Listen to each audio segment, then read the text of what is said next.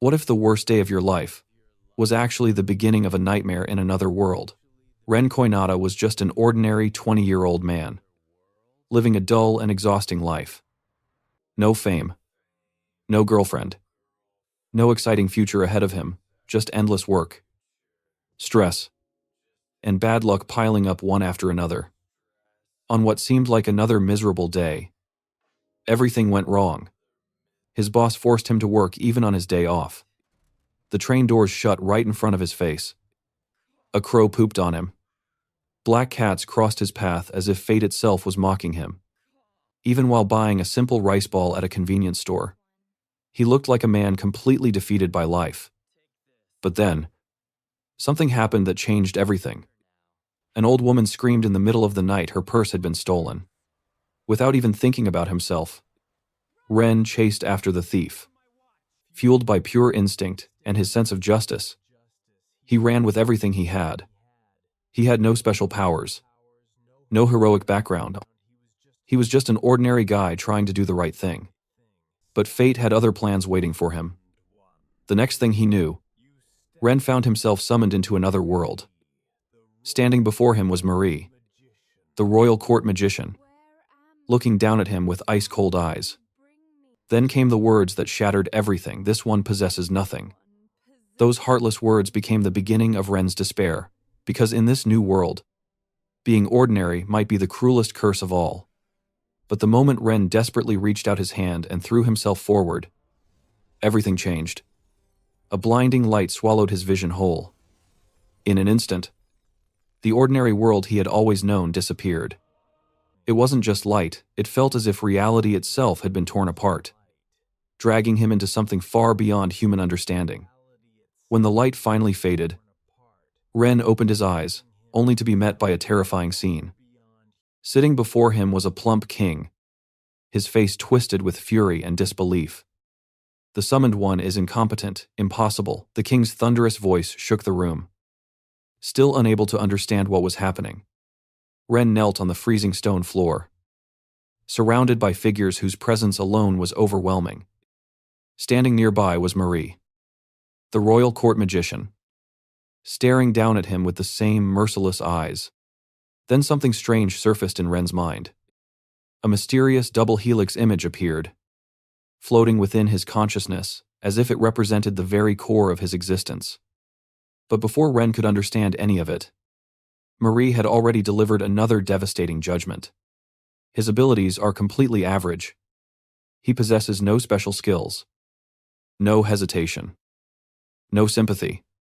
Just a cold sentence that crushed whatever hope remained. The kingdom had spent an enormous amount of magical resources on this summoning ritual. They expected a legendary hero, someone destined to save the world. Instead, in their eyes, they had summoned nothing more than a useless burden. The king's disappointment instantly turned into rage. And as Marie continued questioning Ren, he slowly began to realize a horrifying truth. He wasn't welcomed as a hero. He had become a mistake. And then, the cruel truth was finally revealed.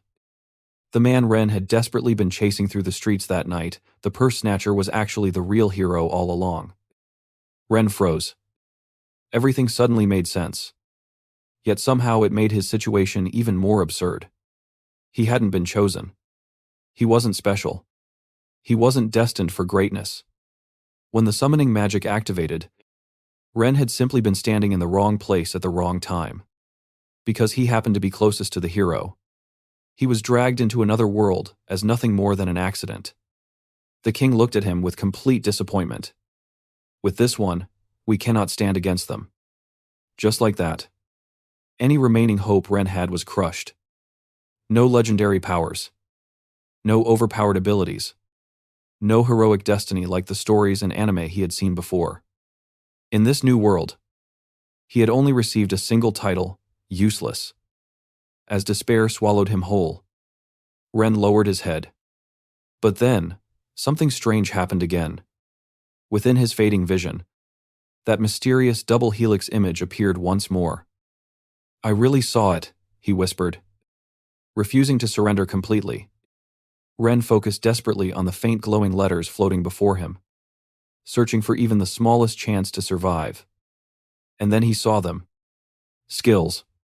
Extraordinary abilities carrying the title of King. Item box, infinite. King of mining. Ren's eyes widened. The kingdom believed he had nothing, but they were wrong. He finally understood his true power. At the same time, he understood something else. Fighting the demon lord directly was completely impossible. All right, I'll keep this a secret. That decision was made instantly. But reality showed no mercy. Without even giving him a chance, Marie coldly sentenced him to exile. I don't care what happens to you from now on. No way home. No money.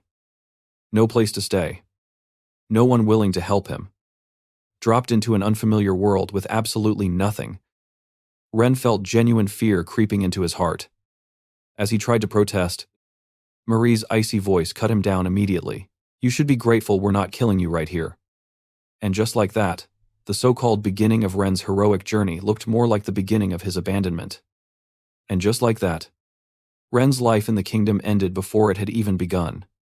Amid Marie's merciless words, he was thrown out of the castle grounds like unwanted baggage. No farewell. No support. Not even the smallest concern for his future. Only despair remained. But when Ren thought he had truly been abandoned by everyone, a small act of kindness reached him. A guard knight named Ahab quietly approached and slipped a few coins into Ren's hand. It wasn't much. Just a small amount of money. But in a world where Ren had absolutely nothing, it became his only lifeline. Ahab apologized awkwardly, calling it merely a small act of mercy. Yet to Ren, it felt far greater than that. Holding the coins tightly, Ren lowered his head and sincerely thanked him. For the first time since arriving in this world, someone had treated him like a person. Seeing Ren standing there with nowhere to go, Ahab gave him advice. Become an adventurer. Defeat monsters. Take on odd jobs. Earn money day by day and survive. Simple words. But for Ren, they became the first real path forward in this unfamiliar world. Still, uncertainty filled his heart. He knew nothing about this place, its culture, its rules. Not even basic common sense. But Ahab's kindness reminded him of something important. Not everyone here was like the king or Marie. Not everyone looked down on him. There were still good people in this world. That realization eased the weight crushing his chest. As he walked away, memories of his previous life flashed through his mind. Days spent as a corporate slave, endlessly obeying unreasonable demands, dragging himself through a life he never truly enjoyed. Yet this time, Ren smiled. Not a forced smile. A genuine one. Well, what's done is done. Instead of drowning in regret, Ren chose to move forward. That had always been one of his strengths, his ability to stand back up no matter how hard life pushed him down. So he made a promise to himself: he would survive. He would live strongly in this new world. Soon, the streets of Teria Aren spread out before him, resembling the atmosphere of medieval Europe. Stone roads stretched through a lively town filled with people, merchants, and unfamiliar sights. Ren felt relieved after discovering he could somehow read this world's language. At least fate hadn't taken everything from him. Following the crowded streets, he finally stopped in front of a massive building, a place that might become the starting point of his new life, the Adventurers Guild. Standing before the massive building, Ren took a deep breath. This was it. The beginning of his new life. Gathering his courage, he pushed open the doors of the Adventurers Guild, but the first thing that caught his attention wasn't the quests, the adventurers, or even the bustling atmosphere inside. It was the beautiful woman sitting behind the reception counter. Ren's eyes widened instantly. She's gorgeous, after everything he had gone through being called useless. Abandoned by the kingdom, and thrown into a strange world, his completely honest reaction somehow still managed to surface. The woman greeted him with a soft smile. Hello? How can I help you? Her name was Farah. And unlike the cold stares, Ren had become used to receiving. Her gentle voice instantly eased some of the tension in his heart. Trying not to look too nervous, Ren explained that he wanted to register as an adventurer. Farah smiled warmly and reassured him that anyone could become one. For Ren, that single sentence carried more comfort than expected. No one asked whether he was talented. No one cared if he was a hero.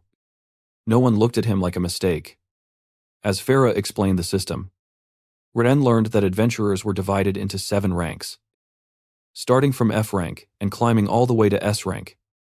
When he heard the words S rank, his imagination immediately started running wild. For a moment, excitement filled his heart, but reality quickly returned. Looking around at the countless quest requests hanging across the wooden bulletin board, Ren realized that this peaceful town probably hid dangers he couldn't even imagine. Noticing he was a beginner, Farah kindly recommended a simple goblin subjugation quest. But the moment Ren heard the word subjugation, his survival instincts kicked in instantly. He immediately shook his head. After all, despite having hidden abilities, Ren still had one very important problem: he was terrified of fighting. Instead, he confidently pointed at something completely unexpected: 3 ordinary backstage chore quests. Simple labor jobs, the kind nobody paid attention to. Even Farah looked surprised. And when Ren casually declared that he would finish all 3 before nightfall, she quickly warned him about the penalties for failing quests. But Ren wasn't listening anymore. Holding his newly received adventurer card tightly in his hand, he clenched his fist with excitement. A bright smile spread across his face. This is my first job in this world. For the first time since arriving here, Ren wasn't just surviving anymore. He was finally taking his first step forward. With Farah's bright smile sending him off, Ren left the Adventurers Guild with excitement burning in his chest. For the first time since arriving in this world, he had something that felt like a real beginning. His very first quest had started. Not defeating monsters. Not saving kingdoms. Not battling demons. Just cleaning an old woman's yard. Ren quietly took off his jacket and began sweeping piles of fallen leaves. There was nothing glamorous about it, but he worked seriously, putting in the same effort he would have given any other task. As she watched him work without complaint, the old woman gradually began talking. Living alone had left her feeling lonely, and before long, she started opening up about her life. Ren listened silently. There was a strange warmth in her words, one that reminded him of ordinary human kindness. But that warmth soon carried a painful truth. Her family had recently died because of monsters attacking the town. Ren paused. Until now, this place had almost seemed peaceful. Bustling streets, friendly people, a normal town. But hidden beneath that calm surface was a darker reality. There may not have been war, but monsters existed, and they were taking lives. For a moment, Ren felt a chill run through him, and strangely enough, he found himself thinking, maybe it was fortunate that he hadn't been chosen as the hero, because now he understood what that role truly meant. This cleaning quest wasn't popular. In fact, no adventurer had accepted it for a long time. But for Ren, it became something unexpectedly valuable. Through these ordinary jobs, he wasn't just earning money, he was learning about this world. And perhaps more importantly, he was learning about the people living in it. After finishing the first task, he moved efficiently through the second and third quests, cleaning a shop and clearing out a filthy gutter. Sweating under the afternoon sun, Ren suddenly noticed something unsettling. Every client had one thing in common. They were women who had lost their husbands. The realization hit him hard. The wounds left by monsters weren't hidden away on battlefields. They were woven into everyday life. Even the peaceful streets carried invisible scars. Later, Ren returned to the Adventurers Guild and handed in his completed quests. Farah looked genuinely surprised. You finished all of them already. After checking his adventurer card, she handed him his very first reward. 60 copper coin. Ren stared at the money in his hand. his first earnings in another world. But then another problem surfaced. He had absolutely no idea whether this was enough to survive. Embarrassed, Ren scratched his cheek and asked Farah about the value of the currency. As Farah began explaining the coin system and living costs of this world, Ren realized that surviving here might be far more difficult than he originally thought. As Farah continued explaining the currency system, Ren quickly realized something important. Surviving in this world was going to be much harder than simply earning a few coins. Then he heard something that immediately caught his attention. The item box. A magical storage ability that allowed people to carry items in another dimension, was strictly controlled by the royal family. Why? Because if such power spread freely, it could create economic chaos throughout the kingdom. Ren's expression instantly froze. Because hidden within him was something far beyond a normal item box infinite storage. At that moment, the weight of his secret became even clearer. The kingdom had labeled him useless, yet the power he carried might actually be dangerous enough to disrupt an entire nation. Keeping it hidden suddenly felt like the right decision. Still, survival came first. Ren wanted a room and a warm meal for the night. But after calculating his first earnings, reality hit him once again. The money he earned today could barely pay for a place to sleep. Meals weren't even included. Without hesitation, Ren immediately asked for another quest. Farah couldn't help noticing how desperately Ren was clinging to survival. But rather than laughing at him, she kindly smiled and recommended another nearby job. She also introduced him to a comfortable inn that provided 2 meals a day. Her consideration caught Ren off guard. Ever since arriving in this world, strangers had shown him more kindness than he expected. After politely thanking her, Ren headed toward the quest location. When he finally arrived at the orchard, a quiet maid was waiting for him. The task sounded simple enough. Clean up grapes scattered across the garden after a gardener accidentally caused a magical accident. Easy work. Or at least, that's what Ren thought. Because the moment he began picking up the grapes, something strange happened. Deep inside him, a dormant skill suddenly reacted. King of Gathering. A mysterious voice echoed directly inside his head. Not from around him. Not from another person. It came from within. Ren's body stiffened. No one else seemed to notice it. Only he could hear it. Confused but unable to stop, Ren continued working. Yet the grapes in his hands no longer felt ordinary. For some reason, they carried a faint, mysterious glow, as if his skill was revealing something hidden beneath the surface. Still unsure what was happening, Ren silently kept gathering them. Time passed before he even realized it. Soon, the sky turned orange as evening approached. Looking at the now perfectly cleaned orchard, Ren stood there quietly. A pleasant exhaustion spread through his body. For the first time since arriving in this world, alongside the fatigue, he felt something else. A small but genuine sense of accomplishment. As Ren stood there, enjoying that small sense of accomplishment, the maid suddenly handed him something before he left. A bunch of grapes. Not as payment. Just a simple gift to thank him for his hard work. Yet for Ren, that small gesture carried far more value than its price. After being treated as worthless and thrown away by the kingdom, even the smallest kindness felt strangely warm. Holding the grapes carefully, Ren started walking back toward town. The sun had already begun to set, painting the sky in shades of orange and red. Then a cold breeze brushed against him. Ren instinctively rubbed his arms. Only then did he realize something. This world had seasons too. Winter would eventually arrive. And he wasn't prepared at all. Today's extra work had earned him 40 copper coins. But standing there in the cold air made him understand a harsh reality. He didn't just need money for food anymore. He needed clothes. A place to stay. A future. Shivering slightly, Ren quickened his pace. If he wanted to survive, he had to build a stable life before winter came. Soon, he arrived at the inn Farah had recommended, the Dragon's Bed. But the moment he stepped inside, Something felt strange. The dining area was dimly lit. Completely empty.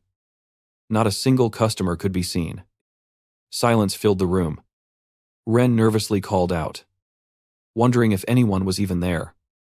Then suddenly a cheerful little girl came running out from the back and hurried off to call her mother. Moments later, a woman named Nene appeared. She introduced herself as the innkeeper and explained the price. 80 copper coin, including 2 meals. As they talked, Ren learned that Nene had been running the inn alone ever since losing her husband.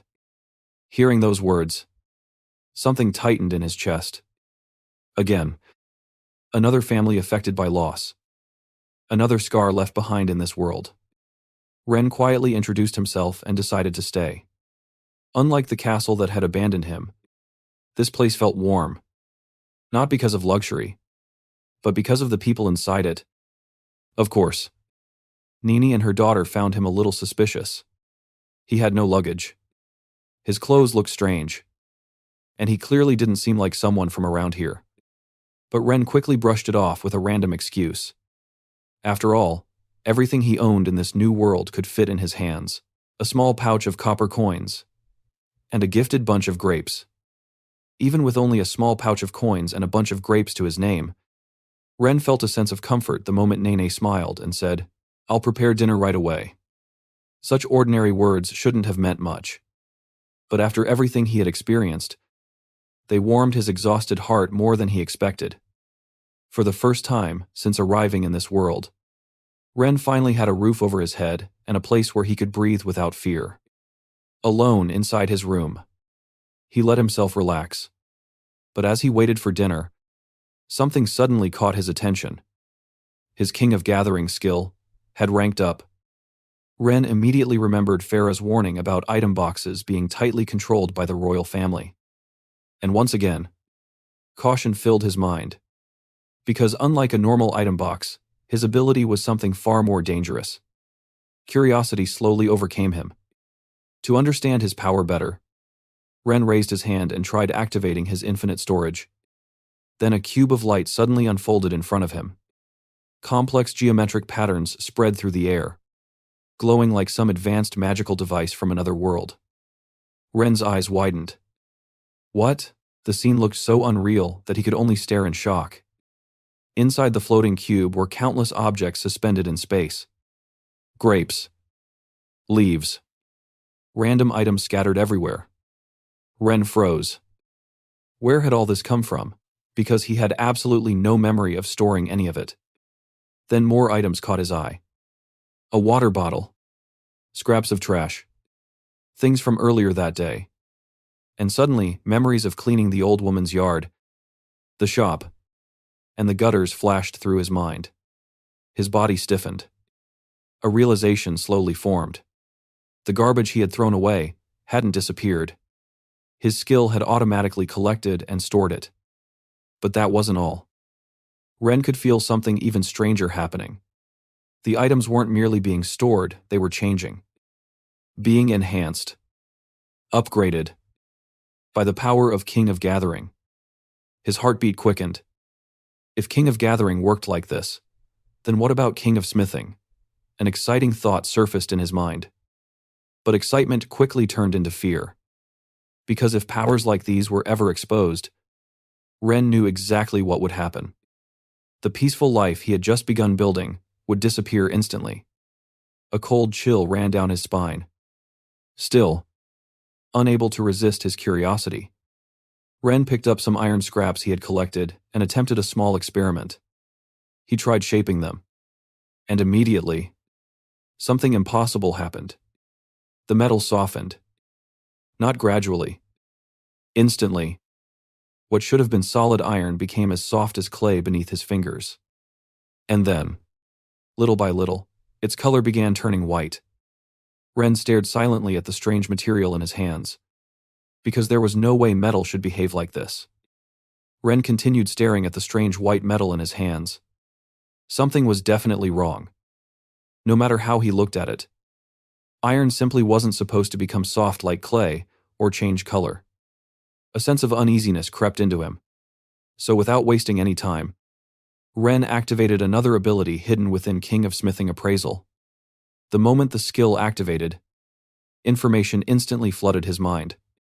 And when he saw the result, Ren completely froze. The mysterious white lump wasn't some strange, defective material.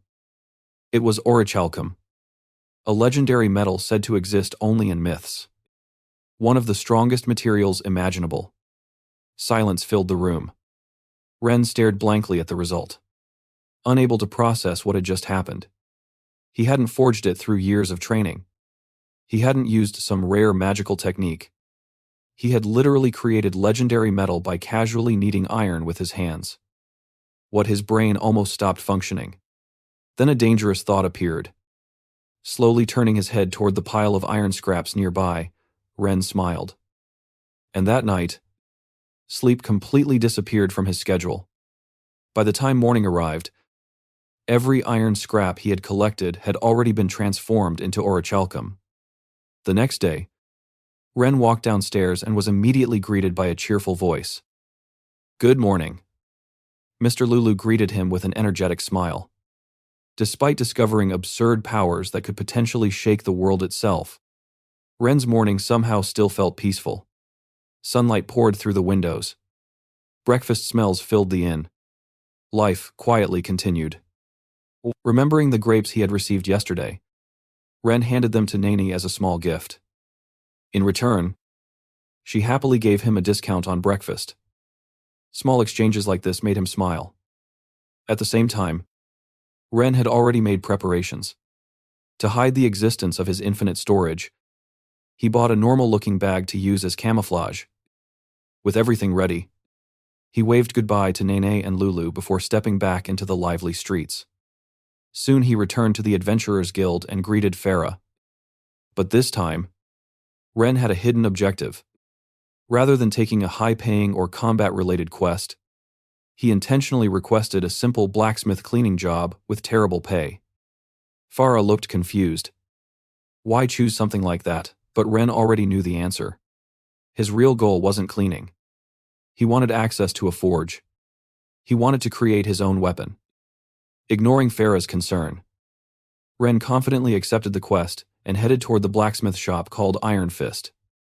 When he arrived, an energetic dark-skinned girl was lazily leaning over the counter with her chin resting in her hands. Her name was Elena.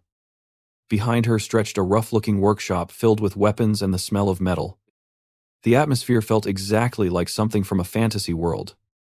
After Ren cheerfully introduced himself and explained he came from the guild for the cleaning request, Elena called toward the back of the shop. Moments later, heavy footsteps echoed, and from the workshop emerged a grumpy old dwarf who looked as if he had stepped straight out of a classic fantasy story. His name was Guts. Without wasting time, the old craftsman immediately pointed at Ren and ordered him to clean the chimney. The pressure coming from him was overwhelming, but Ren simply nodded and got to work. Under the bright morning sun, he climbed a tall ladder and slowly made his way upward. Reaching the top, he looked down at the town spread beneath him. His eyes widened slightly. Wow, this is pretty high. And at that exact moment, something unexpected was about to happen again. Standing high above the town, Ren looked out at the scenery spreading beneath him. For a moment, the cool breeze and peaceful view made him forget everything, the kingdom that abandoned him, the fear of survival, and the secrets hidden inside his abilities. Even if it was just dirty manual labor in another world, his heart felt lighter. But while cleaning the chimney, Ren suddenly realized a problem. He had new detergent. For a second he paused. Then an idea flashed through his mind. Reaching into his disguised item box, he quietly pulled out pure water and poured it over the soot-covered surface. The result shocked even him. The thick, stubborn stains disappeared instantly, washing away before his eyes as if they had never existed. Ren blinked. As expected of a high-tier item, even he was starting to become scared of his own abilities. Down below, Elena stared upward with sparkling eyes. Because Ren had finished the work at a speed that made absolutely no sense. Amazing, you're a cleaning master, Ren almost laughed.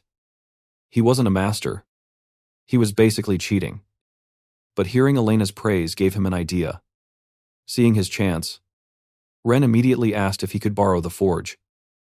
After some discussion, he finally received permission on one condition: he had to provide his own materials. Nearby, the old dwarf Guts folded his arms and snorted. An amateur wants to try smithing. His words sounded harsh.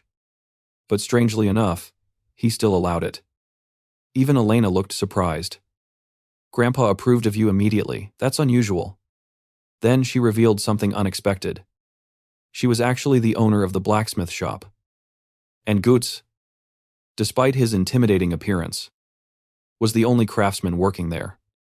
Moments later, Guts walked over and handed Ren an old hammer. Tools sulk if you don't use them. Ren looked down at it in surprise. It had once belonged to Guts's late son. The old dwarf said it so casually. But Ren could feel the meaning hidden behind those words. For a moment, he didn't know what to say. After all the rejection and coldness he had experienced, these awkward acts of kindness kept finding him. Elena smiled brightly. Good for you, encouraged by her voice. Ren finally stepped into the workspace.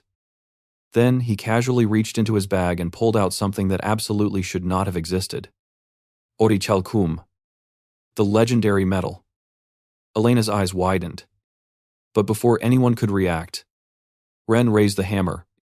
And the moment he swung it, King of Smithing activated. Instantly, his movements changed. The strikes were perfect. Every angle, every impact, every motion flowed naturally, with precision no beginner should possess. It was as if an invisible master craftsman had taken control of his body. Piece by piece, a sword was born. When it was finally complete, silence filled the workshop. The blade emitted an overwhelming presence. Even Guts, a veteran blacksmith with years of experience, lost his words. After a long silence, he finally asked, "Where did you get this?" Ren immediately avoided giving a direct answer.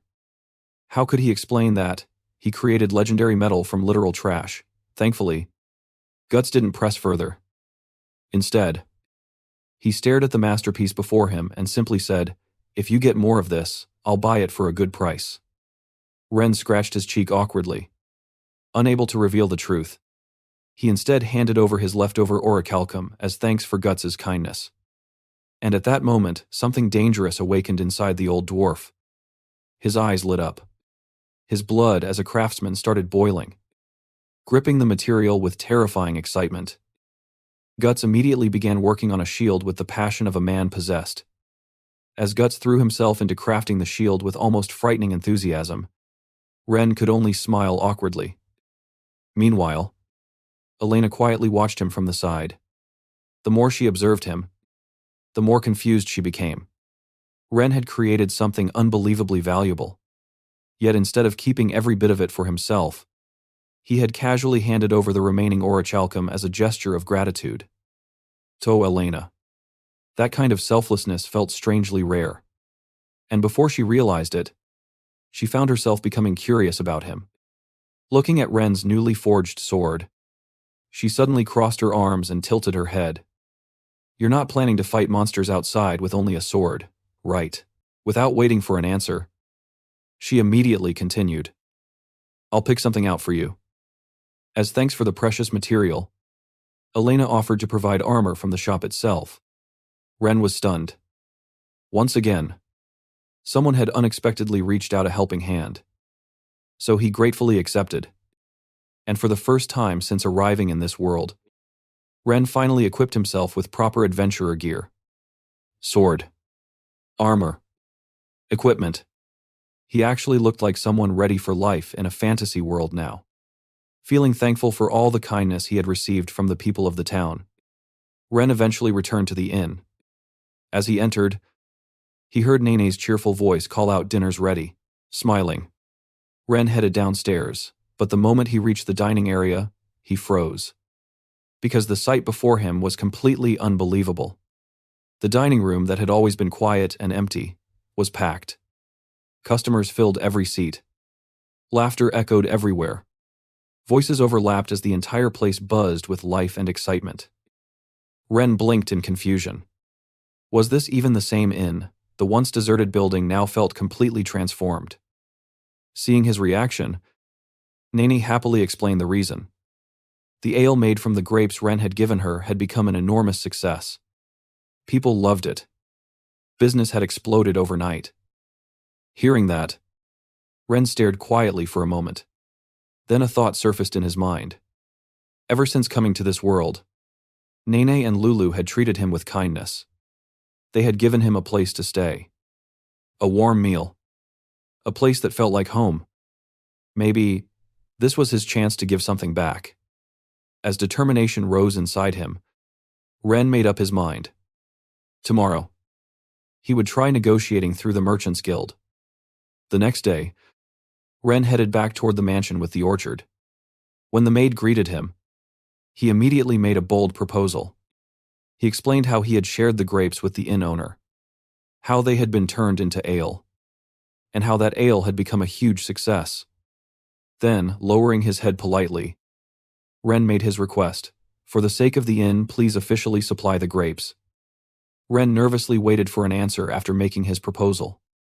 After all, he had just stepped into this world not long ago, and now he was already trying to negotiate a business deal. To his surprise, the maid calmly agreed. But there was one condition. Since this would become an official transaction, she wanted to verify the product herself. She wanted to taste the ale. Ren suddenly felt nervous. What if it had only been a lucky accident? What if people had exaggerated how good it was? Still, he quietly poured a glass of the inn's newest signature drink and handed it over. The maid raised it elegantly and took a sip. Then her eyes widened. For a brief moment, even her composed expression broke. Without hesitation, she immediately declared, "The deal is accepted." Ren blinked. Just like that. Not only that, she even explained that the larger payment could be handled later. And to make things even more unbelievable, she promised to personally speak with the Merchants Guild to secure the rights and prevent others from taking advantage of the idea. Then she introduced herself, Latina Arield. At that moment, Ren felt something strange. Her presence, her confidence, everything about her carried an authority far beyond that of an ordinary maid. Soon, Nene revealed the truth. Latina wasn't a maid at all. She was actually the owner of the mansion on the hill. She had simply dressed as a maid to observe people and judge their true character. Ren stood there speechless. Latina smiled softly before saying something completely unexpected. "Everyone in this town is grateful to you." Ren. He stared at her in confusion. Grateful why? Then she explained. Many people struggled with simple daily tasks and ordinary burdens. Yet nobles looked down on those problems. And adventurers chased glory and fame, prioritizing monster hunting while treating dirty jobs as beneath them. But Ren had been different. He accepted even the roughest tasks without complaint. He worked sincerely. He listened to people, and without realizing it, he had quietly helped those around him. Hearing that, Ren fell silent.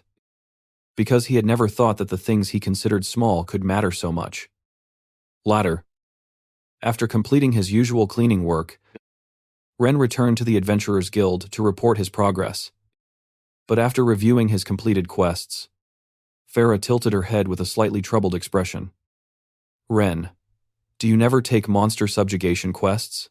There was concern hidden in her eyes. And honestly, she wasn't wrong. Even though Ren now had a legendary sword, proper armor, and abilities capable of doing impossible things, deep inside, he was still afraid of fighting. Because no matter how much equipment he had, his mind was still that of an ordinary man from another world. But reality didn't care about fear. He couldn't continue relying on the inn forever. He needed money. He needed experience. And as an adventurer, he needed to contribute to the guild. After struggling internally for a moment, Ren finally clenched his fist and made his decision. He accepted an F-rank goblin extermination quest. His first real combat mission. Farah immediately noticed the nervousness on his face. Then she smiled gently and said, "I'll come with you." Ren froze. Because the woman he had always thought was simply a guild receptionist was actually an active adventurer too. Farah smiled playfully. I'm already off the clock anyway. And just like that, Ren's first monster hunt was about to begin. Ren stared as Farah walked away to prepare herself, still trying to process what he had just learned. The gentle receptionist, who always greeted adventurers with a warm smile, was actually stepping onto the battlefield beside him. Strangely enough, the surprise also brought him relief. Because if he was being honest with himself, he was terrified. Soon, Farah returned wearing proper adventurer gear, and together they headed toward the forest outside town. As they walked beneath the shadows of the trees, Farah began explaining their target. Goblins weren't simple monsters. They used fire. They could use tools. And most importantly, they moved in groups. Troublesome enemies. Dangerous enemies. Then Farah looked toward him and calmly said, I won't interfere unless things become dangerous. The meaning behind those words was clear. This was Ren's fight. His first real step as an adventurer. Swallowing nervously, Ren tightened his grip around his orichalcum sword and tried to encourage himself. But confidence vanished almost immediately. Because only moments after entering deeper into the forest, 2 goblins suddenly appeared.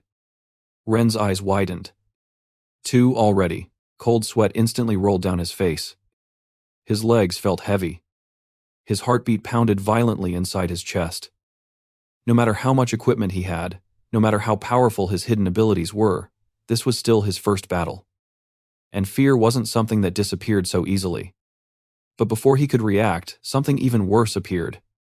Beyond the goblins stood a massive orc, and in its grasp was a captured female adventurer. Let me go, her desperate scream echoed through the dark forest. Then Ren noticed the surroundings. The foul smell. The filthy cave. The monsters moving nearby. This wasn't just a goblin encounter. It was a shared nest. Goblins and orcs together. Panic immediately surged through Ren.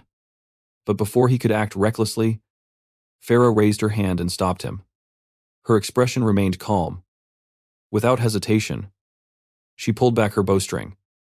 I'll take the vanguard. Watch my back. The next instant, thwip. Her arrows shot forward with precise accuracy, instantly taking down the goblins. Ren stared in shock. The gentle receptionist had disappeared. Standing beside him now was a true adventurer. As they moved forward, Farah quickly explained the horrifying reality of orcs. After hunting prey and bringing them back to their den, they engaged in breeding behavior. Ren's face immediately stiffened. There was no time left. Farah lowered her voice. While they're distracted by eating, this is our only chance. Ren swallowed hard and nodded, suppressing the fear clawing at his chest. The 2 quietly stepped into the darkness of the cave. Every sound mattered. Every movement mattered. Farah handed him poison, capable of paralyzing enemies, and whispered instructions. Soon, several goblins lay motionless before him. Then she looked at him seriously. If you're going to live as an adventurer, you need to do this. Ren's hands trembled around his sword. Because this wasn't cleaning. This wasn't gathering grapes. This wasn't another harmless job. This was taking a life. For the first time ever. Closing his eyes briefly, Ren gathered every ounce of courage he had and brought the blade down. Moments later, his stomach twisted violently. Nausea hit him instantly. He nearly threw up. But even as his body rejected it, Ren forced himself to keep moving. Because he understood something now. Life in this world wasn't a fantasy story anymore. It was reality. Ren wiped his mouth and forced himself to steady his breathing. His body still rejected what had just happened. But he clenched his fists and looked ahead. I'm fine. The words came out strained. Almost like he was trying to convince himself more than anyone else. Because right now, there was no time to fall apart. Someone was still waiting to be saved. Suppressing his nausea, Ren and Farah continued moving deeper into the cave. But then, their expressions froze. Another orc appeared. And this one wasn't the same monster they had seen before. Its huge body blocked the path ahead like a living wall. Worse still, they had no idea how many enemies were hidden in the shadows. And they only had enough paralyzing poison left for one target. Time was running out. Supplies were running out. But despite the pressure, Farah remained calm. After quickly analyzing the situation, she spoke in a low voice. First, we paralyze the orc we can see. Then we'll eliminate any enemies that come to investigate one by one. Ren swallowed and nodded. Right. Slowly, the two synchronized their breathing and prepared to move. But before they could act, everything collapsed. A glowing magic circle suddenly spread beneath their feet. Farah's eyes widened. A mage, an explosion erupted instantly. The blast shook the cave as debris scattered everywhere. Ren gritted his teeth. This wasn't just monsters attacking blindly. These creatures were using intelligence, planning, magic. Everything Farah had predicted had been overturned in an instant. Nearby, Farah lowered her head. Her voice trembled with guilt. It was my mistake. And then she remembered the horrifying reality she had explained earlier. If the orc started breeding now, her face paled. The pressure of failure immediately crushed her. But in that desperate moment, something changed inside Ren. A light of determination appeared in his eyes. He stepped forward and shouted, "Leave it to me, I'll dig." Farah blinked. Before she could even ask what he meant, Ren slammed his hands into the cave wall. King of Mining activated. The impossible happened. Rock shattered. Stone crumbled. The wall collapsed as if it were soft dirt. Ren tore through solid stone with his bare hands at a speed no human should ever possess. Farah stared in complete disbelief. How are you digging that easily? But Ren didn't answer. Because from beyond the wall a scream suddenly echoed through the cave. No, stay away from me. You, orc, the captive adventurer. There was no time left. Without hesitation, Ren smashed through the final layer of stone and burst directly into the chamber beyond. Then he saw it. The giant orc standing before him was far larger than he imagined. Its massive body filled his vision completely. For a moment, fear froze him. Because this wasn't some small goblin anymore. This thing felt like a monster straight out of a nightmare. But Ren gripped his sword tightly and shouted, "Damn it, stop, the rescue mission had begun." But reality was merciless. The orc's attacks were overwhelming. Every swing carried terrifying power. Ren could barely keep up. The pressure alone felt crushing.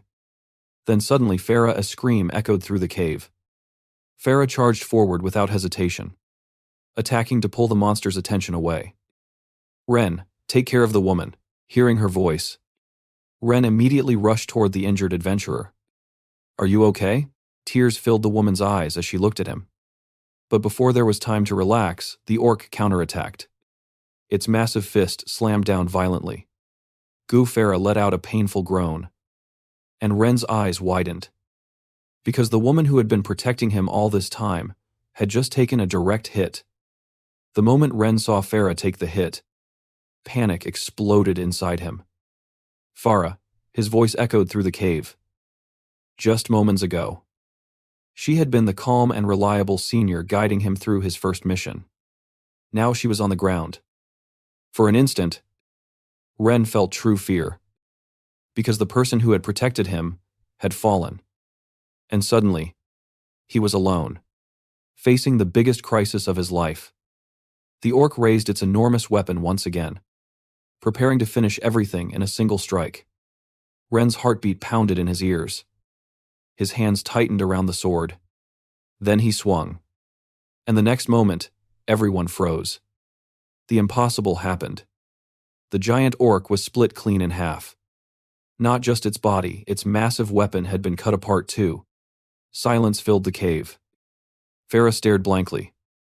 It cut through the weapon too. Even she couldn't understand what she had just witnessed. Meanwhile, Ren himself was just as shocked. On the outside, he scratched his cheek awkwardly. Maybe, I just got lucky. But inside his head, absolute panic was happening. Orichalcum is ridiculously overpowered. He had known the sword was strong. But this wasn't strength anymore. This was absurd. Thankfully, Farah didn't ask further questions. Instead, she simply smiled gently and said, "Let's head back to town." The rescued adventurer would be taken safely back to the inn, and Farah insisted that Ren get some rest. After exchanging words of gratitude, Ren finally realized something. His first monster subjugation mission, his first true battle was over, and he had survived. Later, when Ren was finally alone, curiosity led him back to his item box. But the moment he opened it, his eyes widened. What monster drops filled the space inside? Huge amounts of them. Materials. Weapons. Random items. Everything had been automatically collected and stored. Ren immediately understood. This had to be another effect of King of Gathering. Unable to suppress his curiosity, he pulled out a random rock and decided to test something. He needed it. Instantly, the rock transformed. Mithril. A legendary metal. Ren stared in shock. Then he tried a goblin club. It also transformed into a high-quality item. One after another, impossible results appeared before him. Thankfully, he also discovered an important limitation. Items that had already been upgraded once could not be enhanced a second time. Even so, Ren felt a chill down his spine. Because even with restrictions, this ability was terrifying. The next day, carrying his newly created materials, Ren headed back to the blacksmith. When he showed Elena the massive pile of mithril, her reaction was immediate. "What? What did you do this time?" Ren awkwardly asked if she wanted to buy it. But after staring at the ridiculous amount in front of her, Elena quickly shook her head. Instead, she gave him serious advice. Selling this quantity to an individual shop would be a terrible idea. If he wanted proper value, he needed to visit the Merchants Guild, the organization responsible for managing market prices. Hearing that instantly made Ren realize something horrifying. If he had dumped legendary materials into the market carelessly, he might have accidentally destroyed the economy of an entire world. A cold sweat rolled down his face. Deeply grateful for Elena's warning, Ren thanked her and headed toward the magnificent Merchants Guild building. Walking through its massive gates, he felt excitement rising inside him. This felt different. This felt like the start of something big. Stepping confidently toward the reception desk, Ren smiled and said, "I'd like to sell some goods." His first real step into commerce in another world had finally begun. But then, he was immediately turned away at the entrance. Just moments ago, Ren had stepped into the Merchants Guild full of confidence. He thought this would be the beginning of his first real business venture in another world. Instead, reality struck again. The receptionist looked him up and down before her expression immediately turned cold. To her, Ren didn't look like a merchant. And he certainly didn't look like some famous high-ranked adventurer either. Without hesitation, she dismissed him. Ren froze. Confusion instantly crossed his face. Was he unknowingly breaking some rule? Did ordinary people not have the right to sell here? As panic slowly began to rise, a familiar voice suddenly echoed from behind him. "Oh my, isn't this Mr. Ren?" Ren turned around. And standing there was someone he immediately recognized.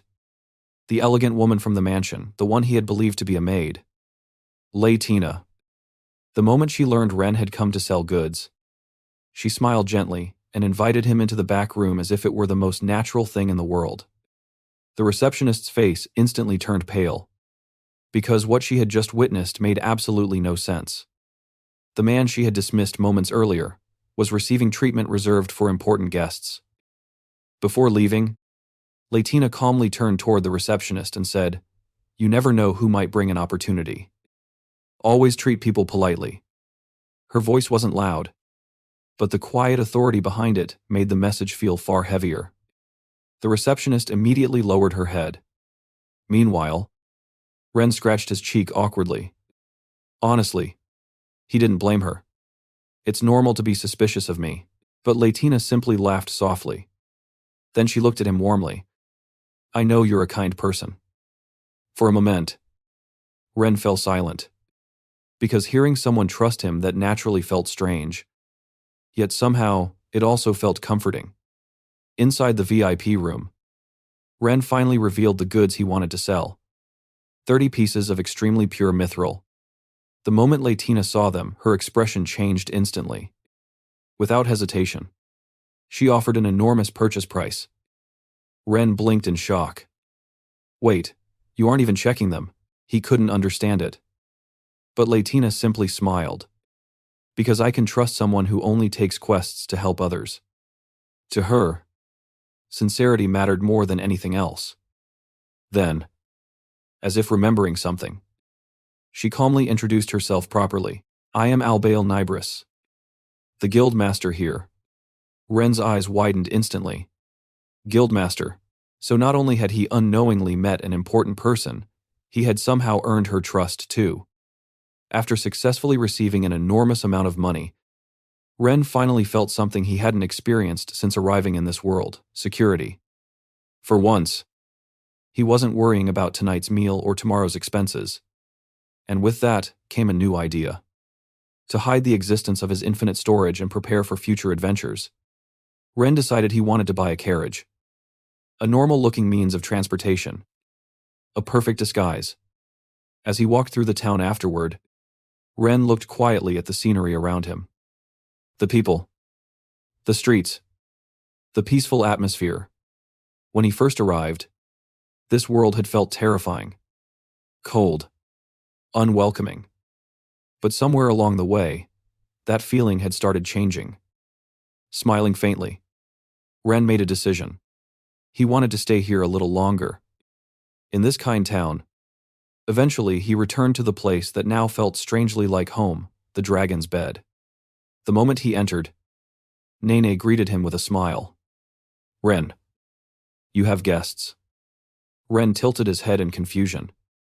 Guests. Then from the back of the dining room, a bright, familiar voice suddenly called his name. Ren stared toward the back of the dining room, confused about who could possibly be waiting for him. Then his eyes widened. The guests were none other than the female adventurer he had rescued from the orc cave, along with her energetic twin-tailed partner. For a moment, Ren simply stood there in surprise. The woman he had risked his life to save lowered her head deeply. If you hadn't come, we don't know what would have happened to us. Both of them bowed sincerely. Not out of politeness, but out of genuine gratitude. Ren scratched his cheek awkwardly. Honestly, he didn't know how to react. He had simply acted without thinking at the time. Still, seeing them safe and standing here in front of him brought an unexpected feeling of relief. As they talked, the two explained what had happened. Apparently, encountering a mutant orc in the shallow levels of the forest was something incredibly unlucky. The situation had gone far beyond a normal beginner mission. But while the atmosphere was finally becoming peaceful again, the twin-tailed girl suddenly leaned forward. Then, with sparkling eyes, she dropped a completely unexpected bombshell. Will you form a party with me? Ren froze. Party, his eyes widened instantly. This had come completely out of nowhere. On one hand, he felt honored. After all, someone wanted him as a teammate. But on the other hand, his mind immediately screamed danger. Because forming a party meant trust. Traveling together. Fighting together. Spending time together. And eventually, people would start noticing things. His king skills. His impossible abilities. His infinite storage. Secrets like those could never be allowed to leak. So after hesitating for a moment, Ren gently declined. But apparently, the twin-tailed girl reached a very different conclusion. She suddenly looked shocked. Wait, is it because of my chest? Ren nearly choked. His brain stopped functioning. What things somehow got even worse when she immediately shifted topics and started questioning him about the sword strike that cut the orc in half. Ren nervously laughed. Then, without thinking, he accidentally told the truth. Actually, that was my first time using a sword. Silence. The girl stared at him. Then she stared harder. Her expression practically screamed, "You're kidding." You sliced the orc and its weapon in half. Ren immediately tried changing the topic before things spiraled further out of control. And thankfully, Nene arrived carrying food. The delicious smell instantly rescued everyone from the awkward atmosphere. Sitting together in the warm dining room, the twin-tailed girl finally introduced herself. Her name was Windy. As she happily ate Nene's cooking with sparkling eyes, she suddenly pointed dramatically at Ren. "I'm still not giving up." You know, Ren could only stare blankly. She was unbelievably persistent. But strangely enough, rather than feeling annoyed, he found himself smiling. The next morning, Ren slowly opened his eyes. Then, the door to his room suddenly opened. Standing there was the energetic Lulu. And beside her, for some reason, was Windy, looking incredibly proud of herself. With a smug grin, she laughed and said, "I'll be staying around for a while." Ren stared at her in complete disbelief. His peaceful morning had officially been destroyed. But despite himself, the corners of his mouth relaxed a little. Because after everything he had gone through, a noisy morning somehow didn't feel so bad.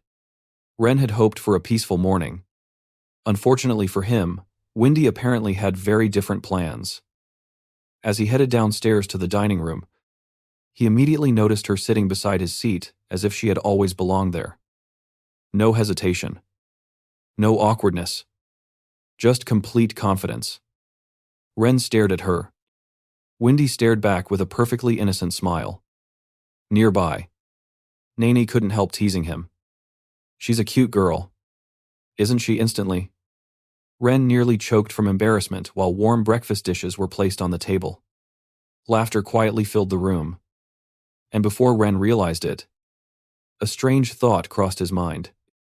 When he first arrived in this world, he had been completely alone. Rejected. Abandoned. Lost. But now there were people waiting for him every morning. People talking with him. Laughing with him. Little by little, the life he had started building in this world was becoming warmer and far more lively. After finishing breakfast and being sent off by Nene and the others, Ren stepped outside. But even while walking toward the Adventurers Guild, his thoughts remained complicated. Because deep inside, he still felt conflicted. He hated hiding. These abilities, these powers he had gained, they were things he had worked to understand and control. Yet he couldn't tell anyone the truth. Not because he wanted to deceive people, but because revealing everything would likely destroy the peaceful life he had finally found. Arriving at the guild, Farah greeted him with her usual gentle smile. As they talked at the counter, Ren told her that he had declined Windy's invitation. Farah looked a little worried, but Ren smiled and reassured her, "I'll manage on my own." Even though he said those words confidently, a small part of him still felt uncertain. Just like before, Ren accepted ordinary cleaning jobs. Simple work. Steady work. But something had changed. His steps felt stronger than yesterday. Without realizing it, he had become more confident. After finishing his tasks, Ren moved on to his next objective. He had already bought a carriage to hide the existence of his item box and planned to deliver goods to the Merchants Guild. Everything was going according to plan, until he suddenly felt something strange. Turning the corner, Ren slowly looked behind him, and immediately broke into cold sweat. Because there, trying very badly to act natural, was Windy. Following him. "She's following me." Sure enough, the moment she realized she'd been caught, Windy jumped out and happily waved. Ren stared at her. She smiled, completely unashamed. As Ren awkwardly explained that he didn't actually know how to drive a carriage, Windy's eyes suddenly sparkled. Then she proudly puffed out her chest. "I'll do it. How about I become your driver, as your party member?" Ren blinked. Because out of all possibilities, this wasn't what he expected. Still, after thinking about it, he realized something. Hiring a complete stranger would carry risks. At least with Windy. He already knew her personality. And strangely enough, he was beginning to trust her. So, after a moment of hesitation, he nodded. Wendy immediately raised her arms proudly. Starting today, I'm the driver. Looking at her overly confident expression, Ren could only smile helplessly. She was noisy, persistent, and impossible to predict. But she didn't seem like a bad person. And maybe, just maybe, she would keep his secrets safe. Without realizing it, Ren's trust in her had slowly begun growing. All aboard, with Wendy's energetic shout. The carriage rolled forward. And before long, the two arrived in front of the Merchants Guild, where a familiar figure was already waiting. Guildmaster Nybris. Waiting in front of the Merchants Guild, Guildmaster Nybris greeted Ren with the same elegant smile as always. After examining the goods he brought, she wasted no time and handed him a surprisingly large amount of investment money. Ren stared blankly at the amount in his hands. Even now, it still felt unreal. Not long ago, he had been thrown out of the castle with nothing but a few copper coins. And now, people were investing in him. People believed in him. Ren smiled awkwardly. I never thought someone would look out for a person like me. Nybris looked at him quietly before smiling. Because you help everyone. Such a simple answer. Yet those words hit Ren harder than expected. Because he realized something. The quests everyone ignored, the dirty jobs no one wanted, the ordinary kindness he thought meant nothing, all of it had slowly become connections. And those connections were beginning to return to him. Little by little. The world that had once rejected him was starting to accept him. Feeling warmed by the support around him, Ren headed back toward the blacksmith shop. And the moment he arrived, Elena immediately looked exhausted. Apparently, Guts had become completely possessed by smithing. Ever since obtaining the orichalcum, the old dwarf had practically forgotten sleep, meals, and even basic human needs. As expected, the chimney was filthy again. Ren could only stare in disbelief. The obsession of a true craftsman was genuinely terrifying. After quickly finishing the cleaning, Elena handed him a glass of water as thanks. Just then, heavy footsteps approached. Guts appeared from inside the workshop covered in soot from head to toe. But despite his appearance, his face carried pure excitement. Without saying a word, he proudly held out the shield he had completed. Ren looked at it carefully. The craftsmanship was incredible. But something felt different. Compared to the sword Ren had unconsciously forged with King of Smithing, the shield lacked that overwhelming presence. Ren tried to explain it carefully. And for a moment, he worried Guts would get angry. Instead, the old dwarf suddenly burst into loud laughter. Then I can still climb even higher, Ren blinked. Rather than feeling insulted, Guts had become excited. Watching him, Ren couldn't help feeling impressed. That endless desire to improve, that passion, it felt like the spirit of a true artisan. But then Guts suddenly looked at Ren seriously and dropped an absolutely ridiculous bombshell, marry Elena. Silence. Ren froze. Elena froze. Reality itself seemed to freeze. Then Guts continued proudly, I want your bloodline. A man blessed by the god of smithing must continue his lineage. A few seconds passed. Then Grandpa. Elena exploded in embarrassment. Ren nearly died on the spot trying to calm everyone down. The front of the blacksmith shop immediately descended into complete chaos. Eventually, after dragging the old dwarf away, Elena covered her burning face and sighed. Just ignore Grandpa. Ren awkwardly nodded. Honestly, that was probably the only thing he could do. As Ren stepped away from the shop and headed back toward town, he suddenly noticed someone standing nearby with puffed-up cheeks. Wendy. She crossed her arms and glared at him dramatically. So mean. You left me with the carriage and went off by yourself. Ren stared blankly for a moment, then smiled helplessly. Without realizing it, having her around had somehow started feeling natural too. And before long, the two quietly found themselves walking toward a familiar place, the Dragon's Bed. The inn that had slowly become home. As Ren and Wendy walked back toward the Dragon's Bed, Wendy had already fully embraced her role. At least, In her own mind, she followed closely beside him, acted like she belonged there, and carried herself with the confidence of someone who had officially joined his team. But eventually, Ren looked at her and calmly reminded her, "I only asked you to drive the carriage." Silence. Wendy froze. Then suddenly she pointed dramatically at him and shouted, "So you were only after my body?" Ren almost collapsed on the spot. What kind of logic is that? Her completely absurd misunderstandings were becoming more dangerous by the day. Still, the ridiculous exchange filled the evening with laughter. As night quietly settled over the town, Ren finally made a decision. Something important had been weighing on his mind. So with an unusually serious expression, he looked toward Wendy and said, "There's something I want to show you." For a moment, Wendy blinked. The atmosphere instantly became strange. Downstairs, Nene and little Lulu happened to notice the two heading upstairs together. Then both slowly turned toward each other. Confused. Curious. Very curious.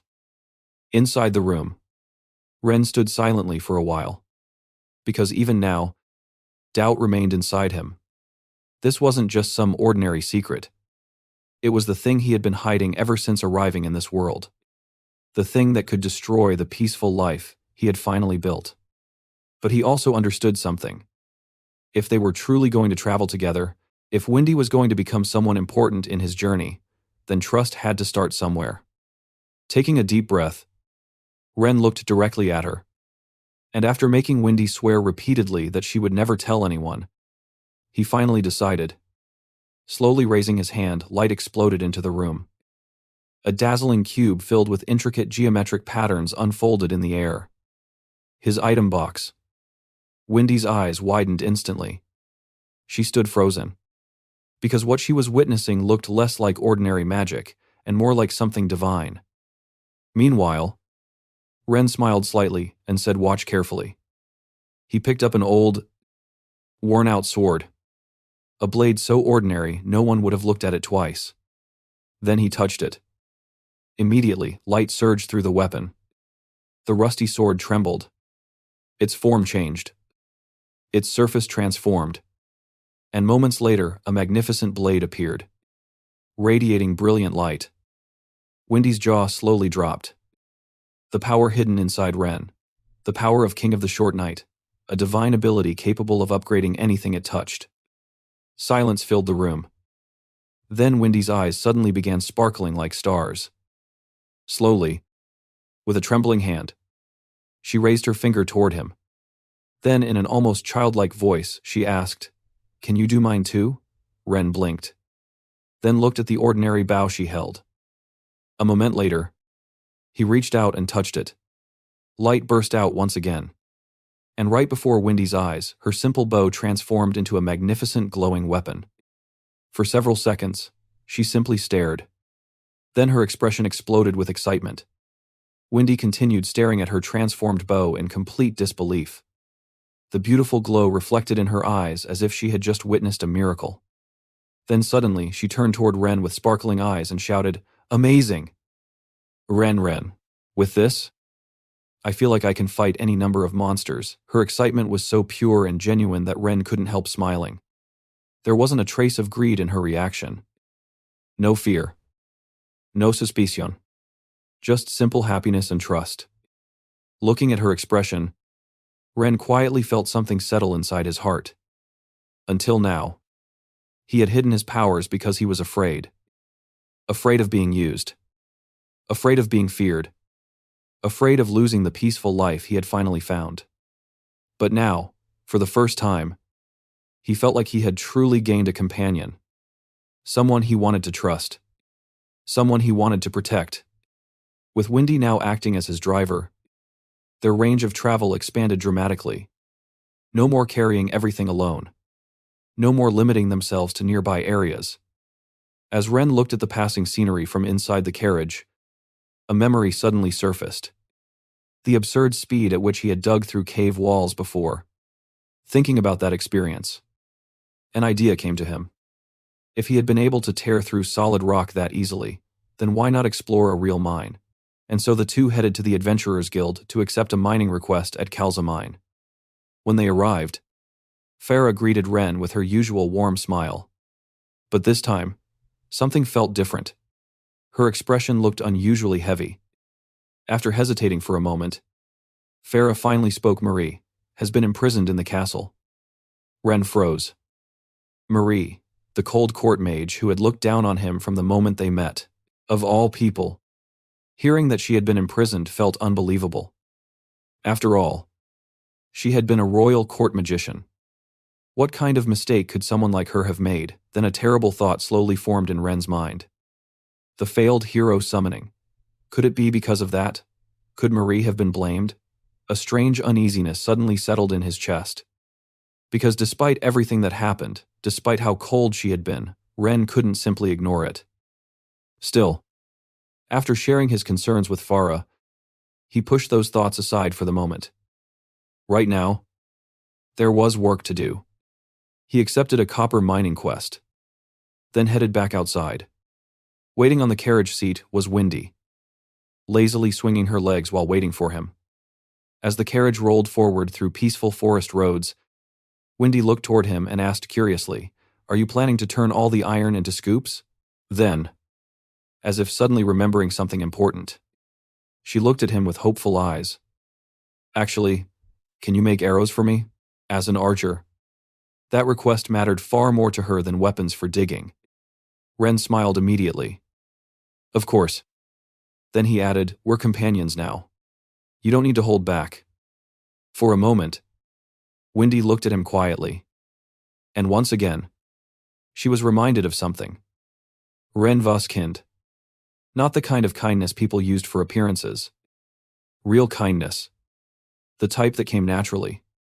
The forest road ahead remained calm. Peaceful. Quiet. Until suddenly, both of them noticed something in the distance. A merchant carriage. Surrounded. Monsters were attacking from every direction. Screams echoed through the trees. Ren's expression immediately changed. "Wendy, this looks bad." Without hesitation, Ren reached into his belongings and handed her one of the special arrows he had prepared. An arrow infused with earth magic. Wendy's expression became serious. She quickly pulled back the string of her newly upgraded bow. Ahead of them, the merchant desperately cried out for help. The next moment, Wendy released the arrow. For a brief moment, everything became silent. Then, the instant it struck its target, a violent eruption of earth magic exploded outward. The ground cracked. Dust and debris burst into the air.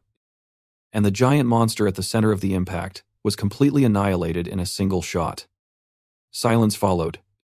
Wendy's eyes slowly widened. Then she looked at her own hands. "I did that." Even she couldn't believe the power she had just unleashed. Nearby, Ren starred too. Though honestly, he was just as shocked. The upgraded weapon had turned her attack into something far beyond normal. But there wasn't time to stand around in disbelief. Because another giant monster still remained. Ren immediately shifted his focus. Watching its movements carefully, he narrowed his eyes. Unlike the chaos of the orc battle, this monster's attacks felt predictable. Simple. Direct. For some reason, his mind calmly analyzed everything. Then a thought surfaced, "I can do this." Without hesitation, Ren gripped his dagger and charged forward. His body moved naturally. One step. One opening. One strike. The blade cut cleanly through. And just like that, the monster fell. For a moment, Ren stood still. Then slowly let out a breath. This wasn't luck.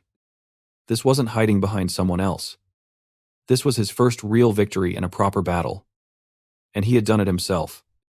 The merchants they rescued rushed forward and thanked them repeatedly. After making sure everyone was safe and seeing them off, Ren finally relaxed. But then something unexpected caught his attention. Inside his inventory, new items had appeared. A lot of them. Ren blinked. Then suddenly realized something. Because they had formed a party, Even Wendy's share of the monster drops was automatically being stored through his abilities. Among the items, something unfamiliar stood out. A mysterious orb. Soft light shimmered from its surface. Wendy's eyes instantly lit up. That's a rare item. She excitedly explained that it was a special gem capable of summoning and controlling monsters. Ren froze, then slowly looked back at the glowing orb in his hand.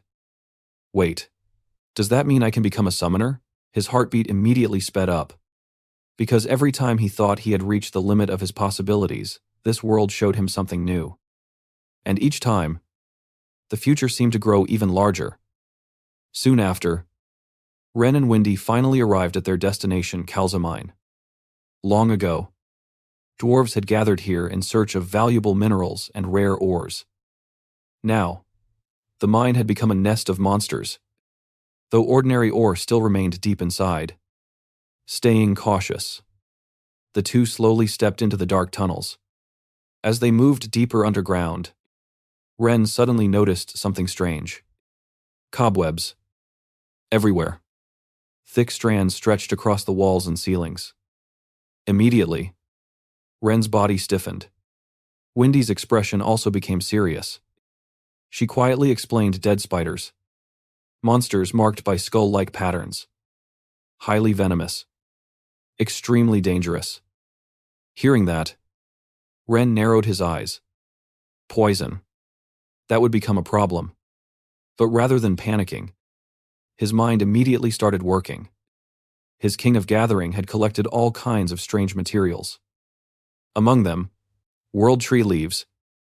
According to his memories, if brewed properly, they could work as an antidote. A small smile appeared on Ren's face.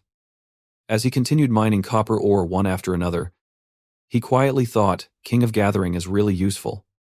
But deep within the dark tunnels, something was already watching them. Ren quickly stored away the world tree leaves he had gathered. If things went wrong, they could become an antidote.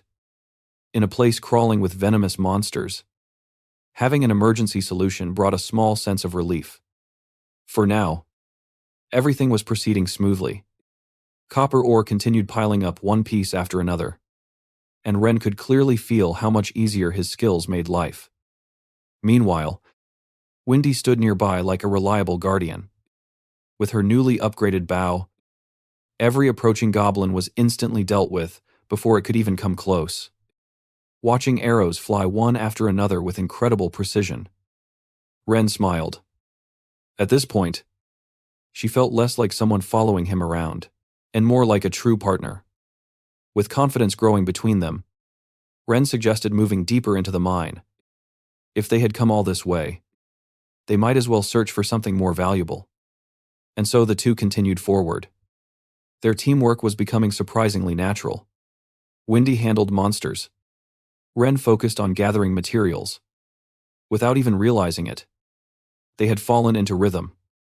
Eventually, while Wendy remained behind to deal with a monster boss, Ren pushed farther into the tunnels. Then suddenly his eyes widened. Embedded in the walls was a pale ore, glowing softly in the darkness. Mithril. Ren stared blankly. This is seriously like a movie. Excitement immediately replaced his exhaustion. He immersed himself completely in mining the precious ore. And for the first time since arriving in this world, he felt something strange. Peace of mind. Because with Wendy watching his back, he didn't need to worry. He could simply focus. Then as Ren continued digging, his hand suddenly stopped. Something different was buried among the ore. A stone. Nuajeng. He carefully pulled it out and looked at it. Golem Gem. A monster summoning item. Ren blinked. Wait, was this hidden inside the ore? He barely had time to think. Because suddenly Ren and Wendy's scream exploded through the mine. Ren's body froze instantly. He turned, and his blood ran cold. The tunnel ahead had become a nightmare. Dead spiders. Dozens of them. No hundreds. The walls. The ceiling. The darkness itself seemed to move. And among them stood larger, more terrifying superior variants. Even Wendy's enhanced arrows couldn't keep up anymore. There were simply too many. Ren's heart pounded. Running wasn't an option. If they tried escaping now, they would be overwhelmed. Think, his mind raced desperately. Then suddenly an idea struck. Saltpeter, sulfur, charcoal, the materials he had gathered, if mixed together, gunpowder. At that exact moment, a familiar voice echoed inside his head. His king of the short night had evolved again. Power surged through him, and Ren's eyes sharpened. A counterattack was beginning. Raising the mysterious gem high into the air, Ren shouted, "Go Golem!" Light burst through the mine. The earth trembled violently, and from the ground itself, a gigantic figure emerged. A massive golem. Ancient characters, meaning truth, were carved across its body. Its eyes glowed within the darkness. Then, with overwhelming force, it charged directly into the sea of spiders. The tunnel shook. Stone shattered. Spider bodies flew everywhere. Even Wendy stared in shock. But Ren wasn't finished. Not even close. While the golem held back the swarm, Ren quickly pulled out the materials in his hands. Saltpeter, sulfur, charcoal. Sweat rolled down his face as he mixed everything together at incredible speed. Then he looked at the completed substance in his hands. A small grin slowly appeared. This might actually work. Deep in the darkness of Kalza Mine, the curtain rose on Ren's desperate gamble. Ren looked at the gunpowder in his hand. Everything depended on this. No second chances. No room for mistakes. Taking a deep breath, he hurled it directly toward the center of the advancing spider swarm. Then he shouted, "Wendy." She understood immediately. No explanations needed. No hesitation. Pulling back her bowstring with perfect timing, Wendy released her arrow. The next second, boom, the mine exploded with light and thunderous sound. The walls shook violently. Dust and debris surged through the tunnels like a storm. Spider bodies were thrown into the air as the blast tore through the swarm. For a moment, Ren simply stared. Then his eyes widened. We did it. The strategy had worked. Their combined attack had completely turned the battle around. But when the smoke slowly cleared, Wendy's expression suddenly changed. Several charred spider bodies were still moving. Not dead. Still crawling. Still alive. Immediately, Wendy raised her bow again. "Don't let your guard down. Some of them are still alive." Her voice cut through the excitement instantly. There was no arrogance in her expression. No carelessness. Only focus. Only experience. Moments later, after finishing off the remaining monsters, the battle finally ended. Wendy practically jumped toward Ren afterward. Her eyes sparkled with excitement. Ren, you're amazing. I can't believe we defeated all of them." Ren awkwardly scratched his cheek. Honestly, he still felt like he had been improvising the entire time. Then Wendy turned toward the massive earth golem standing nearby. Smiling brightly, she waved. "Good job too, Mr. Golem." The giant monster stood silently, unmoving. Yet somehow, it felt like it was listening. Before they realized it, darkness had completely fallen. Traveling through monster territory at night was dangerous, so the two decided to camp.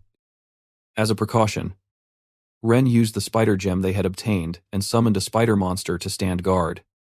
Watching it quietly patrol around the camp, Ren couldn't help thinking, I wonder if King of Gathering increases rare item drops. More and more strange possibilities continued appearing from his skills. And honestly, even he no longer understood their limits. As the campfire crackled quietly, Wendy looked toward him, then smiled. "You don't just upgrade things. You can summon monsters too." She stared at him with genuine admiration. "You're amazing." Ren. There wasn't any jealousy in her voice. No suspicion. Only honest praise. As a hunter, Wendy normally had to stay awake and watch over camp at night. But tonight was different. For the first time in a long while, she could simply rest. And that alone made this night feel special. Morning eventually arrived.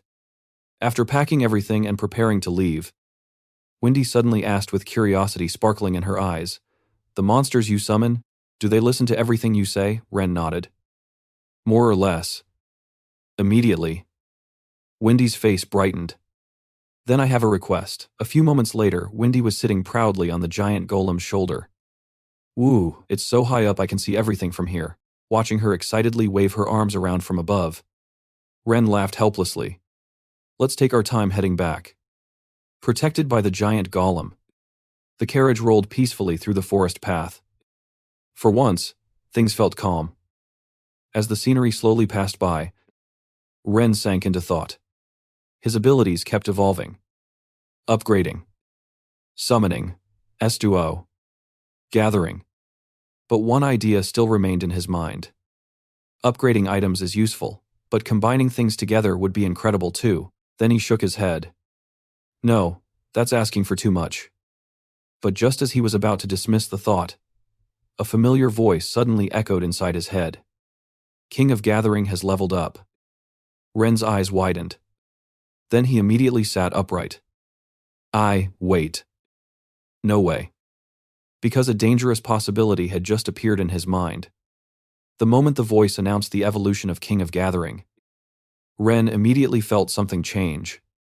Information flooded into his mind. New functions. New possibilities. And then his eyes widened. Because this time, it wasn't just about collecting or upgrading items anymore. He could now combine materials together. Synthesis. Real synthesis. Ren sat frozen for several seconds. Then excitement exploded across his face. Wait, I can do so much with this. His imagination instantly ran wild. Weapons. Tools. Rare materials. Who knew what kinds of things could be created now? As countless possibilities raced through his head, the city slowly appeared in the distance. Everything felt perfect. The mission had gone well. They had grown stronger. And they were returning home safely. At least, that's what Ren thought.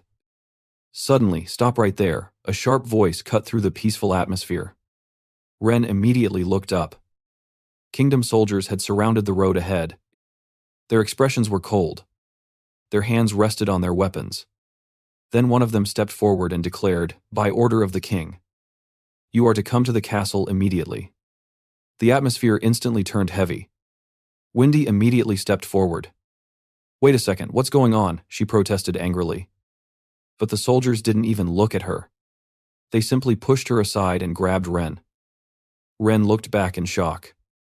Wendy, but before either of them could react, he was already being dragged away.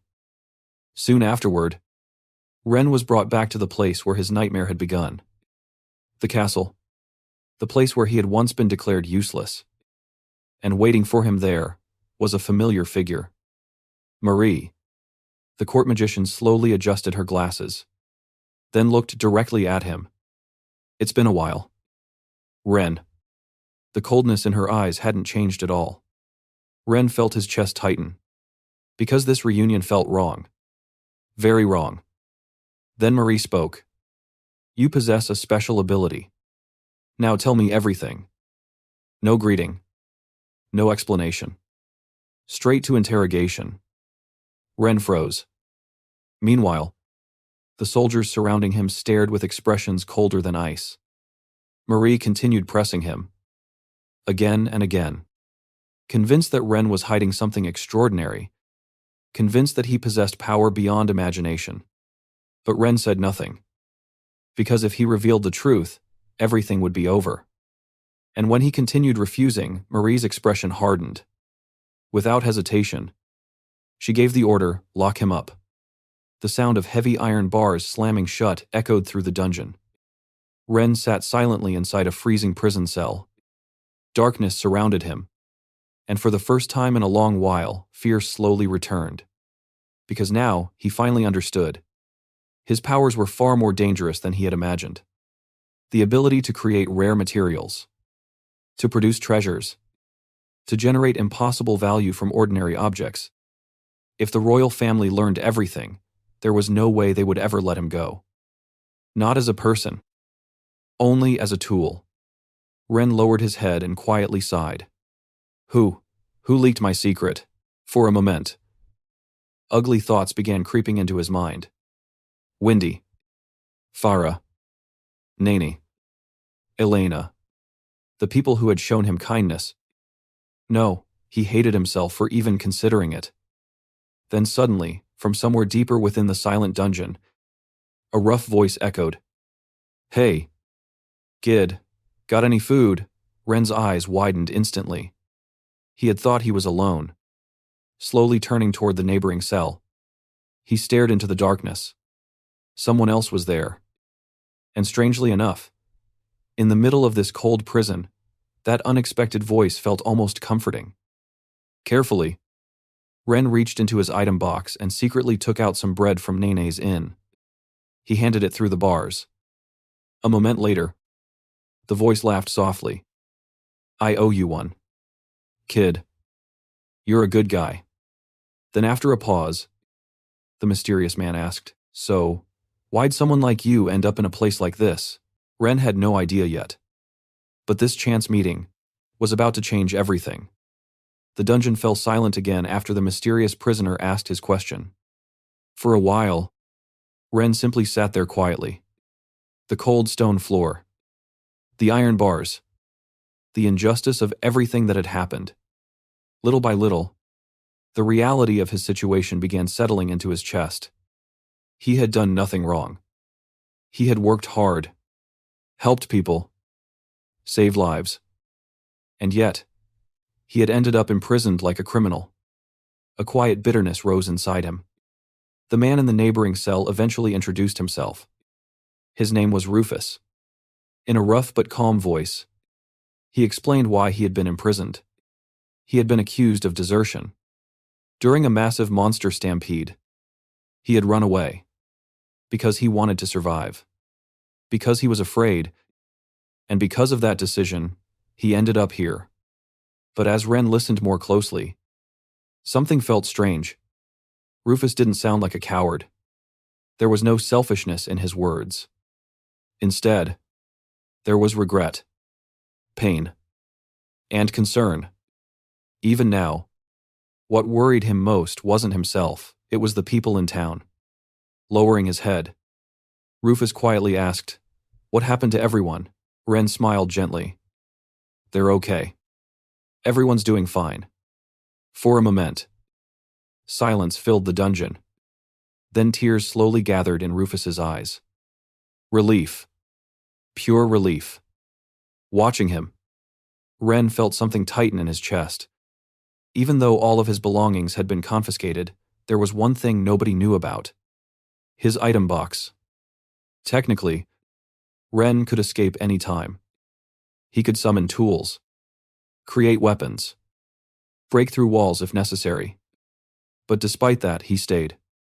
Because if he escaped recklessly, innocent people could get caught in the middle. Castle guards. Servant. The townspeople who had shown him kindness. Ren quietly made up his mind. He would wait. For the right moment. A moment where nobody had to get hurt. As the conversation continued, Ren casually told Rufus about his adventures. About the golem. About the mine. About everything that had happened recently. Rufus stared in disbelief.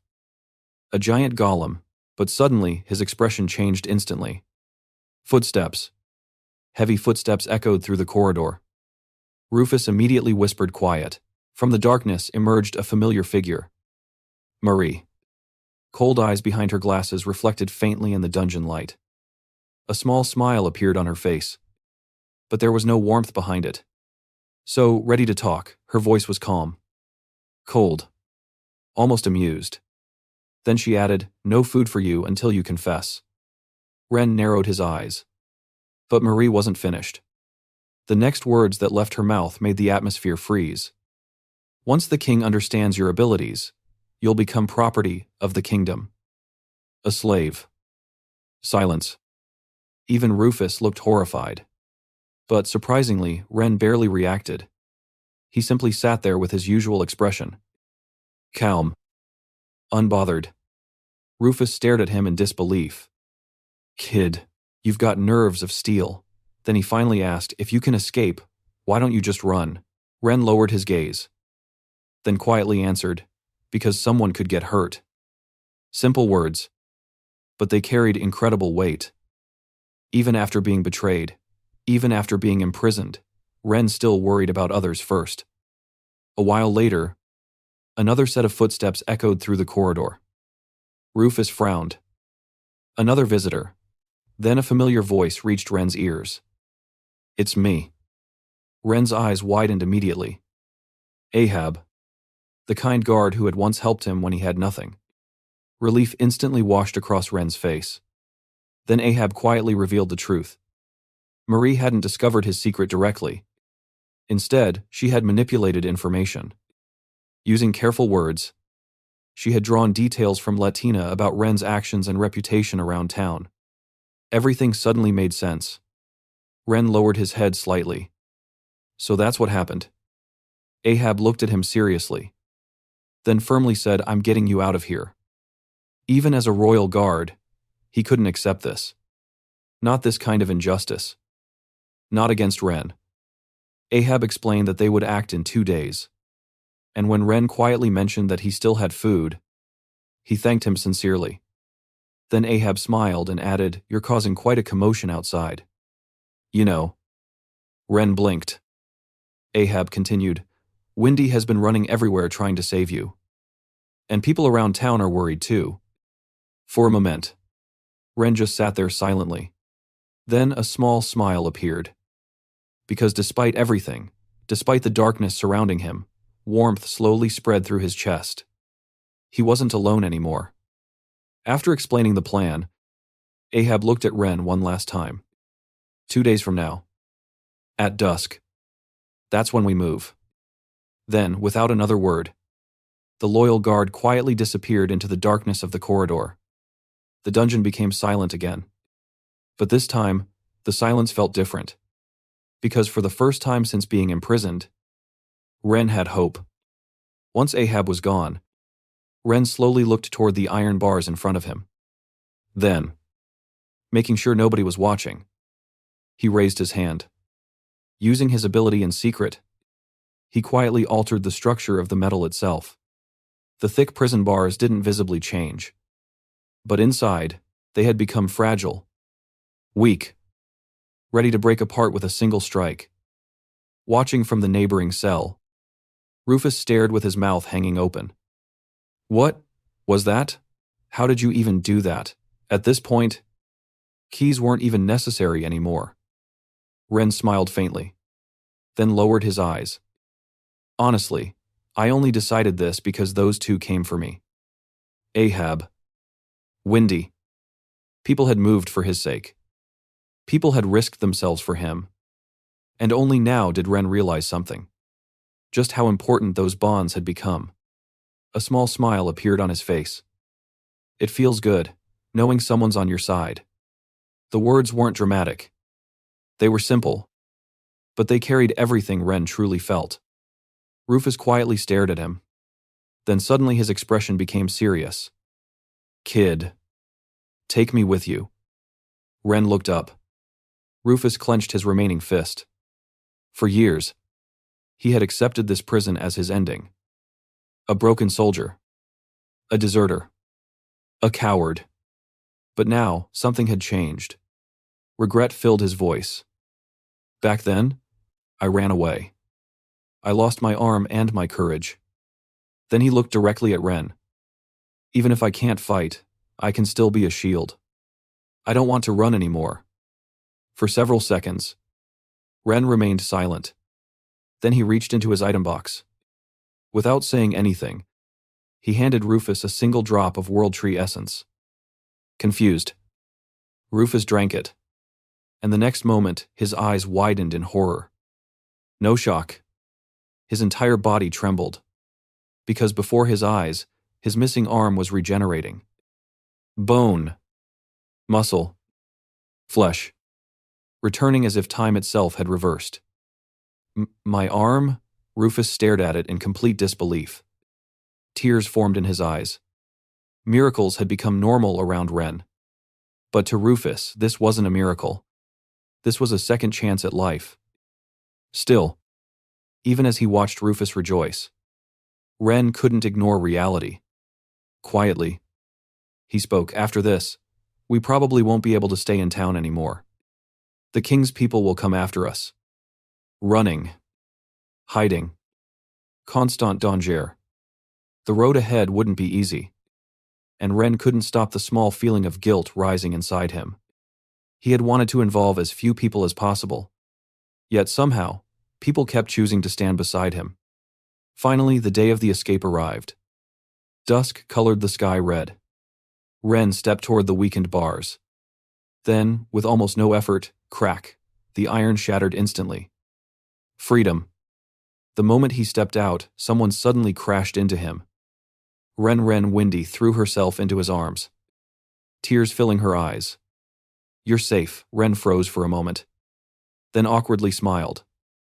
Even in a situation like this, he still felt embarrassed. "Move." Ahab's voice immediately cut through the moment. Ren quickly explained that Rufus was coming too. Ahab frowned. A deserter. But before anything else could be said, Rufus stepped forward, then tightly clenched his newly restored fist. "I ran away once. But not anymore. I swear I'll repay my debt to Ren." The determination in his eyes was unmistakable.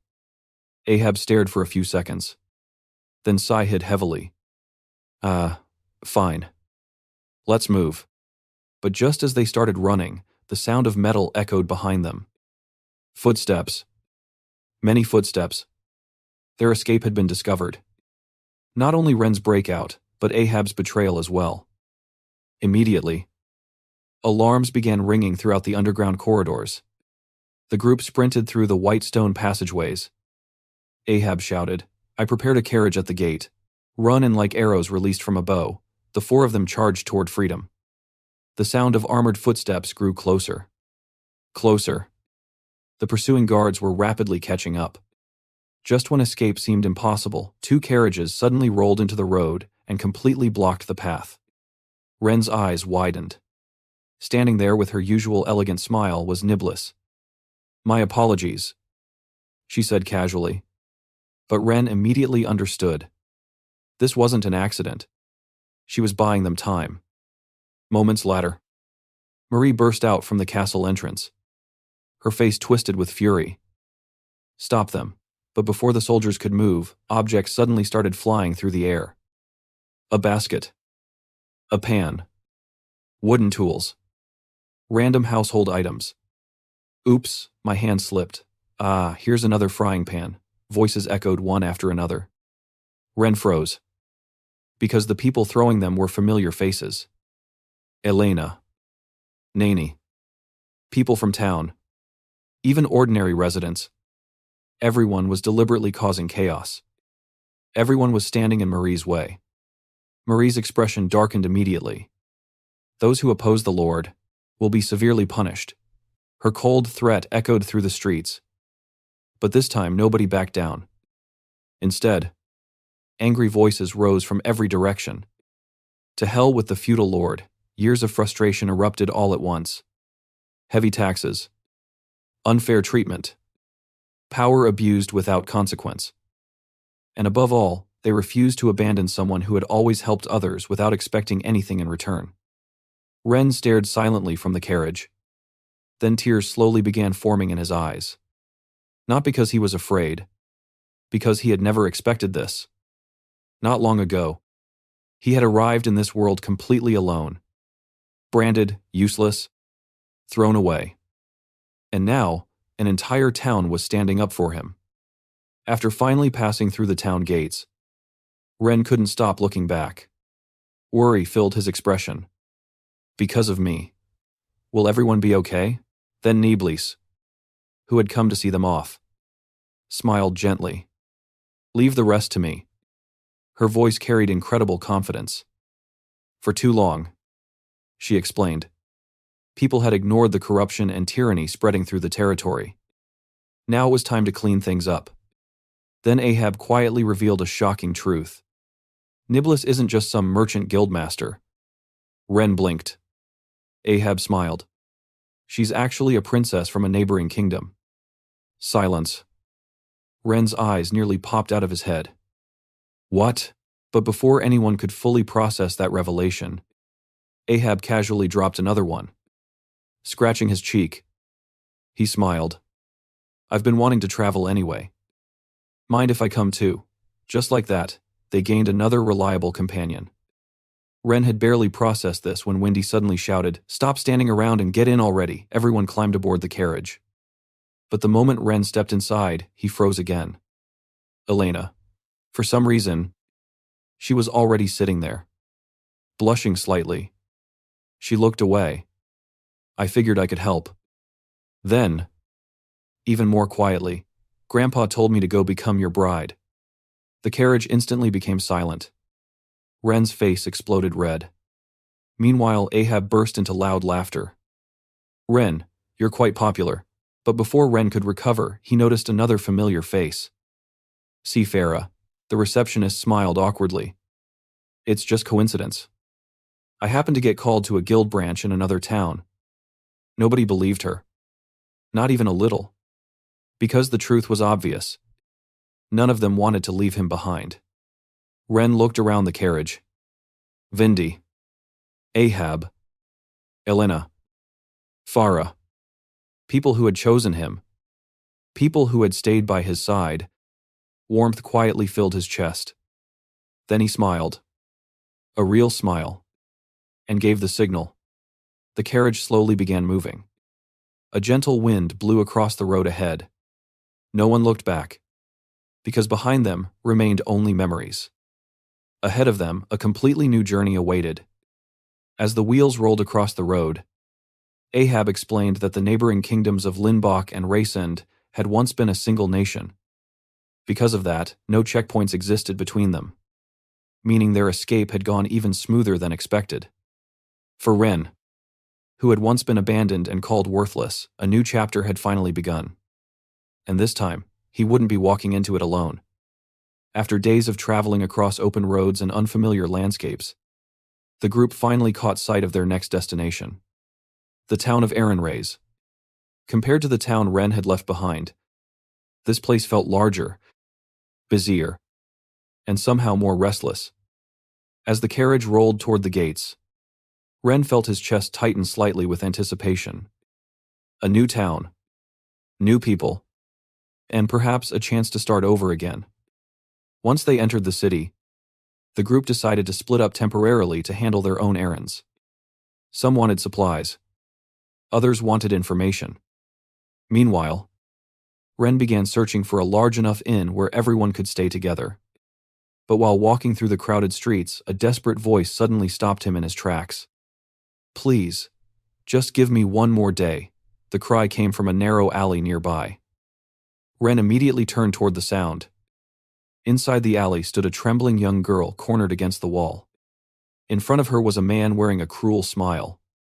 The atmosphere alone made Ren instantly understand what kind of person he was. The man casually waved a document in front of her face. Debt. He was using debt to trap her. Then, with a disgusting grin, he leaned closer. Maybe, I could help you personally. The girl's face turned pale with fear. And just as the tension reached its peak, a calm, clear voice echoed through the alley. Stop right there. Both Ren and the man turned immediately. It was Farah. The moneylender clicked his tongue. This doesn't concern outsiders. But Farah didn't back down even slightly. Instead, she stepped forward with sharp, righteous anger in her eyes. Cornering a frightened child in an alley like this, you call that legitimate business? Her voice was calm but overwhelming. Then she added coldly, if your contract is real, then explain it openly. For a moment, even the man seemed pressured by her presence. Still scowling, he reluctantly began explaining the situation.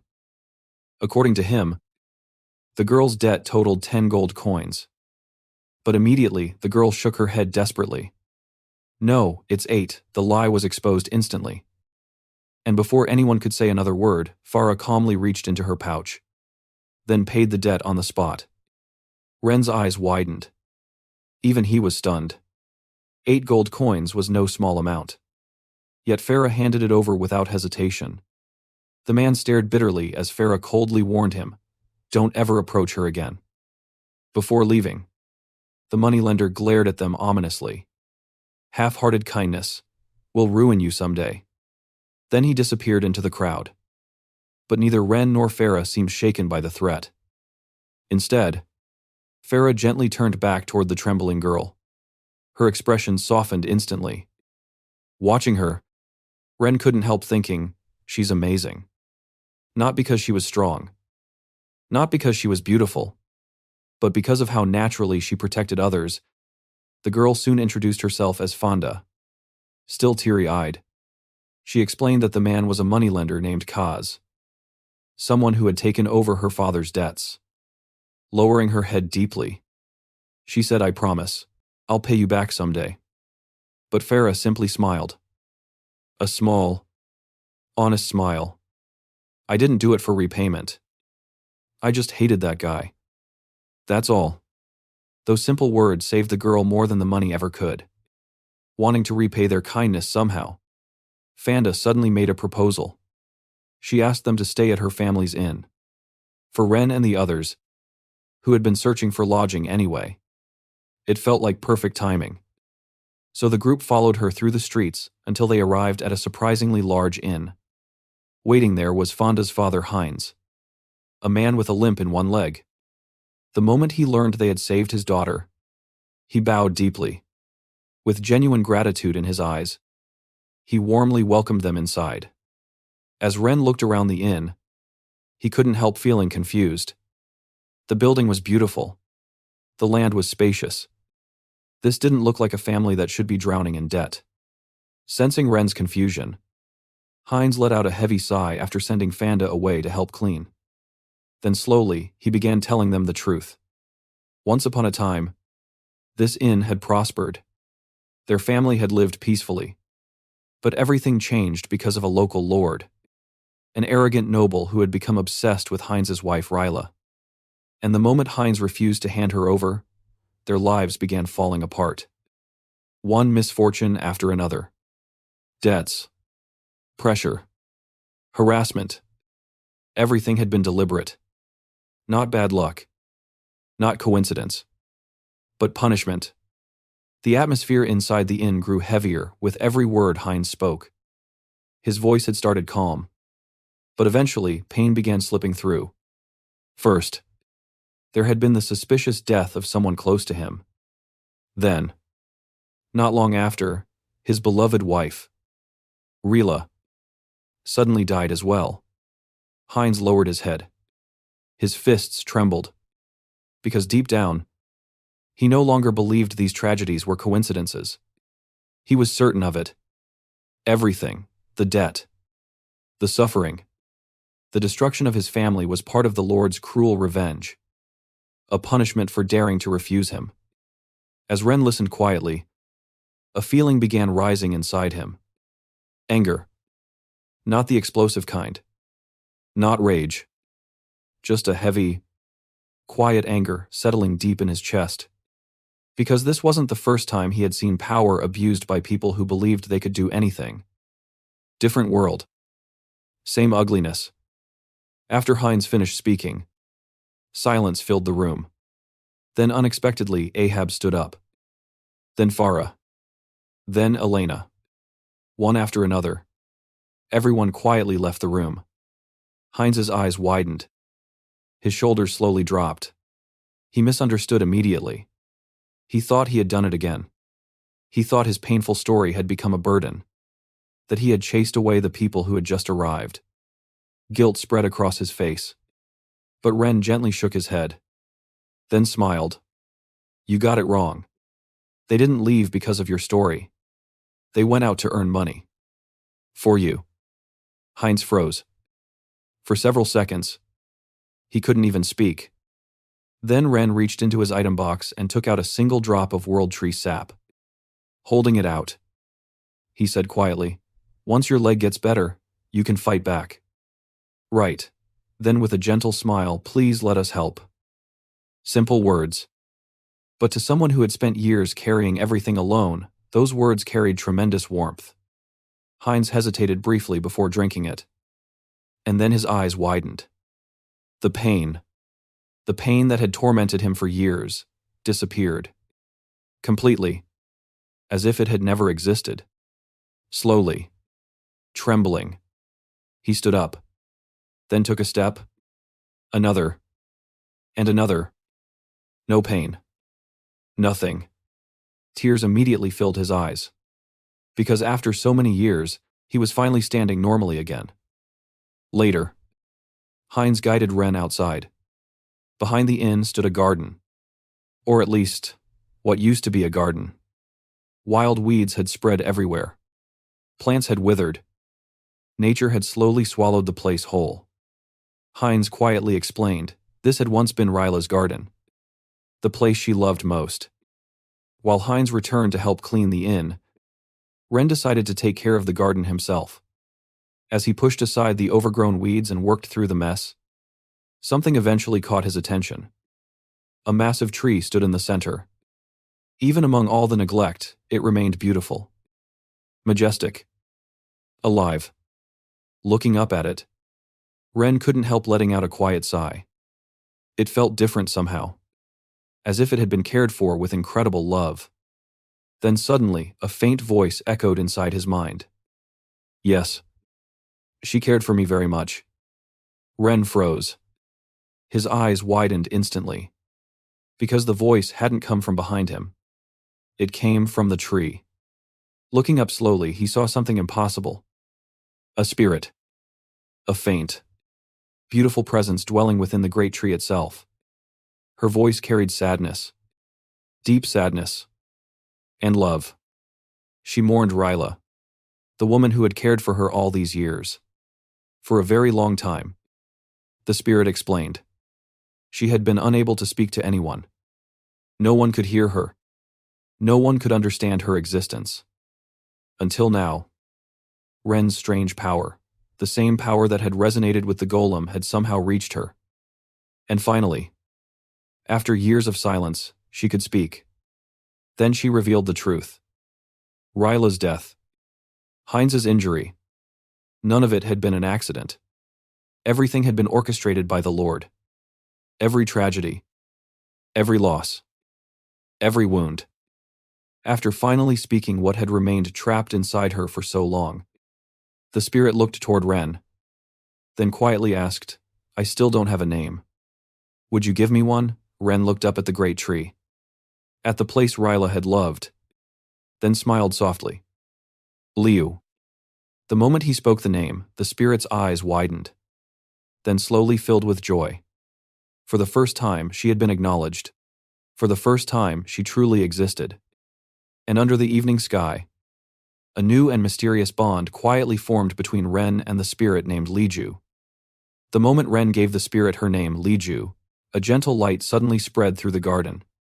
The great tree began to glow softly. Leaves swayed despite the still air. And before Ren's eyes, something unbelievable happened. The spirit's body slowly began taking shape.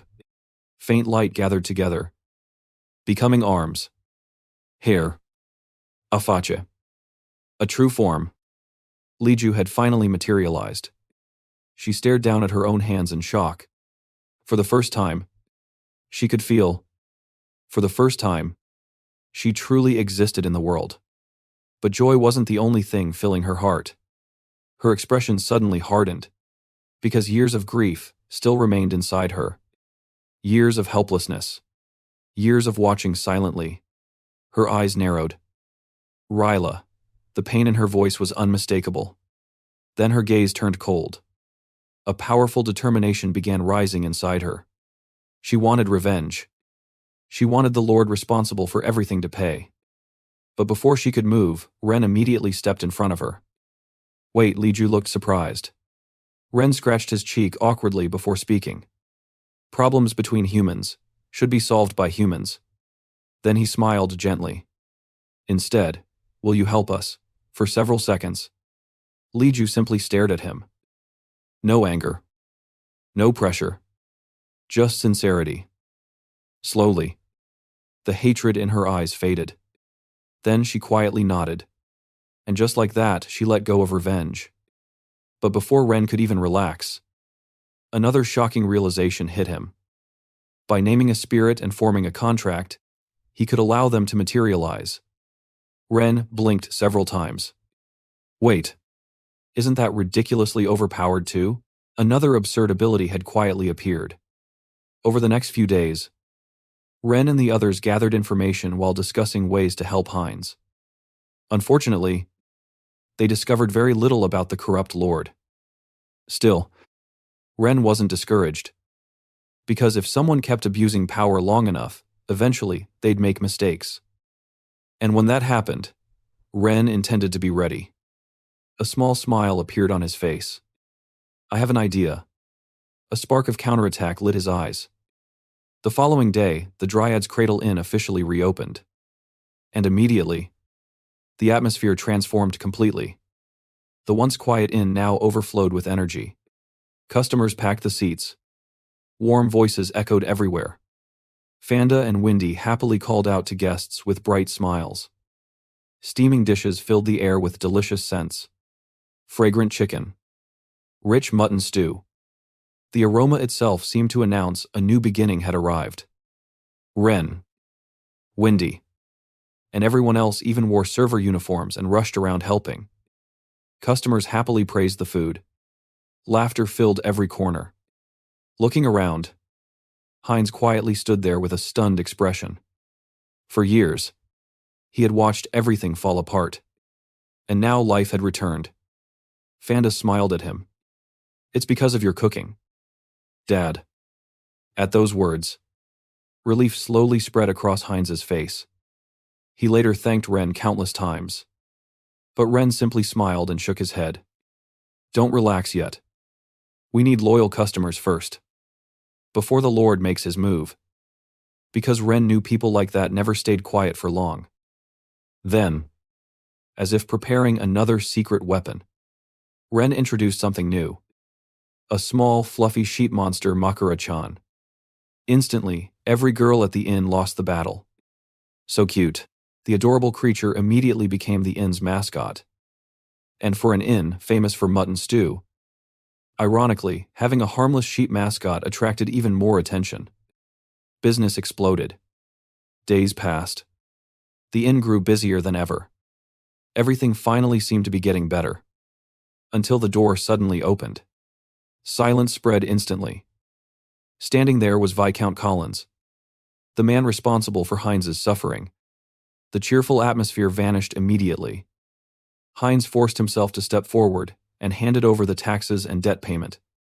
The Viscount snorted. Then his eyes slowly swept across the crowded inn. He noticed everything immediately. The customers. The energy. The adventurers. And most importantly, Ren. He instantly understood who had changed things. Maintaining his arrogant expression, he picked up a spoon and glanced at the mutton stew. This smells like commoner food. Still, I'll humor you. He took one bite. Then his eyes widened. Completely widened. For a moment, he forgot himself entirely. He began eating rapidly. Another spoon. Another. And another.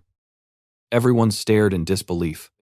Because the nobleman who had looked down on them moments ago was devouring the food like a starving man. Finally, after finishing, he wiped his mouth, then smiled. But it wasn't a good smile. It was the smile of someone greedy. If you can acquire ingredients this good, he slowly looked at Hines. Then declared starting next month, double the taxes. Silence. Absolute silence. Because everyone understood immediately. This wasn't business. This wasn't law. This was extortion. And for the first time since arriving in Ehrenreis, visible anger appeared on Ren's face. The dining room had gone completely silent. Ren's anger was still visible. But Viscount Collins merely leaned back in his chair. Completely unfazed. Not even a trace of guilt appeared on his face. Instead, a disgusting smile slowly spread across his lips. I suppose I can be generous. Then his eyes shifted toward Ren, toward Windy, toward the girls standing nearby. Come work at my mansion, and I'll leave the taxes alone. For a moment, nobody reacted, because everyone understood exactly what he meant. This wasn't an offer. It was a demand. A chain disguised as kindness. Ren's expression darkened instantly. As an adventurer, as someone who had already watched people suffer because of men like this, there wasn't even a need to think. No. The answer came immediately. Cold. Direct. The girls beside him couldn't even hide their disgust. Windy looked ready to explode. Elena's eyes narrowed. Even Farah's expression turned icy. Before the situation escalated further, one of the adventurers calmly stepped forward. With a composed voice, they said, "If you have an official request, submit it through the guild." The room fell quiet. Perhaps sensing the atmosphere turning against him, the Viscount simply snorted, then stood up. But the smile on his face never disappeared. Very well. I'll leave it at that. For today. And with those ominous words, he walked away. But strangely, the fact that he retreated so easily only made everyone more uneasy. Because people like him never gave up that quickly. And unfortunately, their fears proved correct. Not long after, the inn doors suddenly burst open. Windy came running inside, breathing heavily. Panic filled her face. The ingredients. The supplies too. Everything's gone, everyone froze. According to her, every single store in town had suddenly refused to sell to them. Food. Daily necessities. Everything. The Merchants Guild had intervened. Not only the inn, even Ren and his companions had been blacklisted for helping Heinz. Fonda lowered her head immediately. Tears gathered in her eyes. I'm sorry, you all got dragged into this because of us. But Ren simply smiled. Not a forced smile. A reassuring one. Heinz then revealed another painful truth. In the past, the town had suffered the same problem. Without outside support, they had no choice but to depend on traveling merchants, charging outrageous prices. Now Ren finally understood. The merchants here weren't free at all. They were controlled. Controlled by Viscount Collins. Silence filled the room again. Everyone looked worried. Everyone except Ren. Because unlike before, there wasn't despair in his eyes. There was determination. A dangerous little spark. Then Ren slowly stood up. A confident smile appeared across his face. I'm heading to the Adventurers Guild. Everyone looked at him. Confused. Curious. Then Ren grinned. Because if corruption wanted to play dirty, then he would strike back. Not with power. Not with status. But with the one thing he had always done best, helping people. And turning impossible situations upside down. And so, the story once again moved into a new chapter. A young man who had once been called useless, who had been abandoned by a king and cast aside by the world, was now slowly gathering companions around him. Not because of overwhelming strength. Not because of titles or status. But because of his kindness. Because every person he saved, every hand he reached out to, eventually reached back toward him. But ahead of Ren stood a far greater enemy than monsters or dungeons. Corruption. Greed. And the people who abused power for their own gain. Would Ren's next counterattack finally bring down the Viscount, and what new powers? Allies. And dangers waited beyond the road ahead. The journey of the worthless summoned man was only beginning. To be continued.